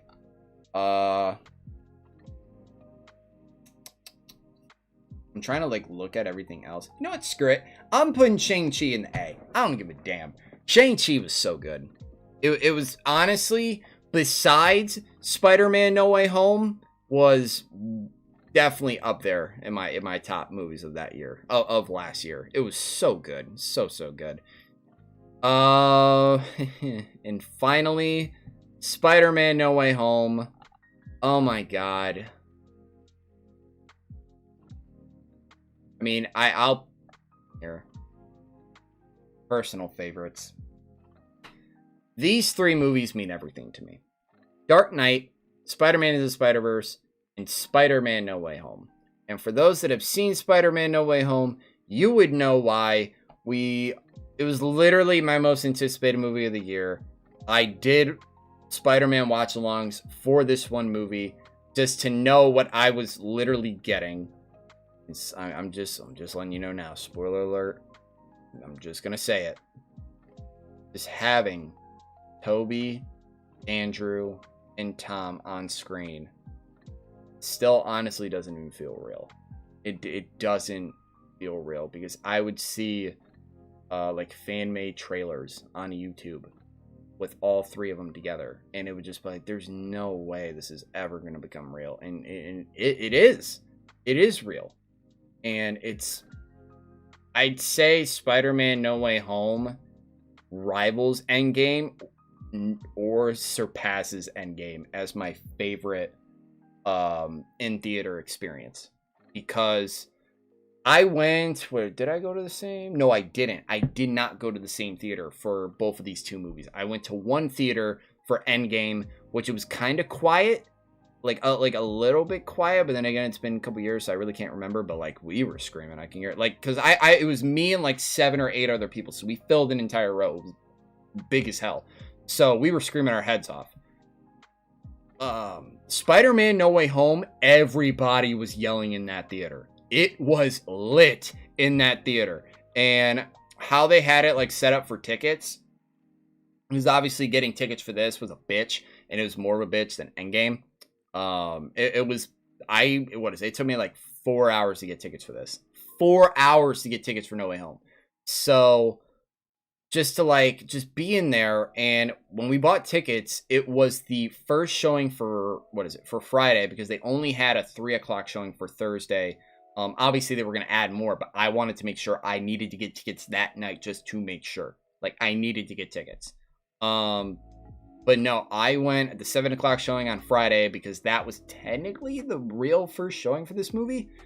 Out of the entire county in Northeast Ohio for me, in the entire freaking county or whatever, that was the first showtime to be sold out. When I saw that showtime was the first one to be sold out amongst all the other theaters in my area, that tells you something, that that Friday night at Spider-Man No Way Home is going to be memorable. And trust me, it was. I really can't remember a movie, probably since Endgame, but my god, did I have to hold my freaking bladder. Like, oh my god, I was hurting after No Way Home, because I didn't want to get up, because obviously Toby and Andrew came in the last 30-45 minutes, and it's just like, Like, and plus, just not even with Toby and Andrew, but just with the villains, with Doc Ock, with Green Goblin, with Electro, just everything in this movie. I did not want to get up. I did not want to get up, and this movie was almost 3 hours long. I wouldn't have not survived.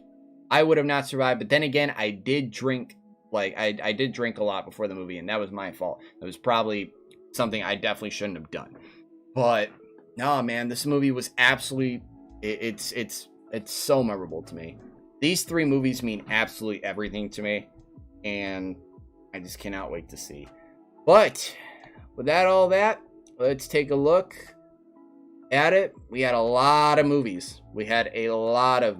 So, I think, overall, my tier list is pretty accurate. I'd say, if I would look at everything, I'd really say my tier list is accurate. I'm looking at all the B ones right now. Yeah. The Batman, the Endgame. Yeah, I'd say it's pretty accurate. And just looking at the S and the personal favorites. Like, I mean, these 3 right here, I mean, like, if anything, I'd put No Way Home in A. Like, I really would. And it belongs in A. But yeah, these 2 go with S. Is like one of the best of all time. It really does. Maybe some people can put I wonder where you would put No Way Home, John. Either in S or A. Some people would honestly put in S. Some people were honestly considering it as one of the best of all time, or one of the best, like definitely one of the, not one of, God, why do I keep saying one of? The best Spider-Man movie of all time, with just being on the high that was having all 3 Spider-Man in a film, or in the film. So, just having it is just absolutely insane. But yeah, so what we've had, man, almost a 3-hour stream. So I did kind of everything I wanted to do. We got some tiers done. Obviously I unveiled the next anime that will be taking place after Death Note, and I will eventually be unveiling more down the line. I could probably, and then again, I really can't reveal anything right now, but obviously Death Note's about to end. Obviously I will be continuing doing All of Us Are Dead kind of every Monday. I think there will be an episode coming out every Monday for All of Us Are Dead. Obviously I will try to get through, I mean, Mob Psycho will get, like, I'll get through Mob Psycho kind of quick, because I think the entire show has, I think, up to 27 episodes. I think 1 and 2 have 27 in total. So I'll probably get through Mob Psycho quick. And then I think, what is it? Because March is next week. And Moon Knight, Disney Plus's Moon Knight, which I'm very excited for, with Oscar Isaac in that role, comes out at the end of March. So I will eventually be doing that. Beginning of April, you know, I won't say that right now. I'll leave it there. But trust me, I got a lot of other stuff planned. You guys are going to help me along with that too, because I will have a bunch of polls on what you guys want to see first. But all I can really do is just make a list right now. But that is basically it. Thank you guys for all coming out to the stream for the last 3 hours. Thank you guys all very much. Hopefully, I mean, so far I can maybe do some more streams in the future. I just need to make sure I have a really kind of good idea. Maybe I could do a couple rewatches, maybe on My Hero. Like once we get around to October, before season 6, like, oh, maybe I could do like a live watch along of 2 Heroes and Heroes Rising, maybe, or whatever. Good night, John. Thank you for coming out. But I've been really liking doing watch alongs, so I'll definitely maybe I'll do like a Dark Knight and Spider-Verse watch along. That would be kind of nice. And I'll probably maybe do some kind of watch alongs onto here. Maybe I would kind of say, maybe if I have the time, maybe Tuesday next week, maybe, and I have to think about it.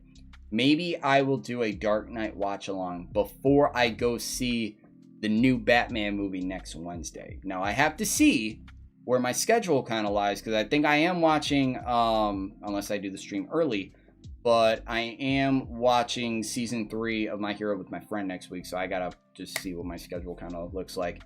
But no, yeah, I think it looks pretty good. So once again, thank you guys for coming out. Make sure to like, subscribe, comment down below, like this video up, get the likes up for this video. Also, if you guys missed the watch along for Train to Busan, go check that out. It was from yesterday. Obviously, I had 2 parts because YouTube wanted to get on me about it. And then again, that was my fault, so I'm not complaining. But no, I will definitely want to do more streams in the future. We got a long year to go, and I think it's going to be very, very successful. So thank you guys just for everything, being in contact, and just overall liking the videos, watching them, and just giving me your thoughts. But yeah, we're about to finish up Death Note. I'm actually about to watch 2 episodes of Death Note in a minute to get the recordings done, and then hopefully get the next video out for tomorrow. But yeah, thank you guys for coming out. And as always, my name is OMZY, and I am out. Thank you guys for watching the stream. Good night.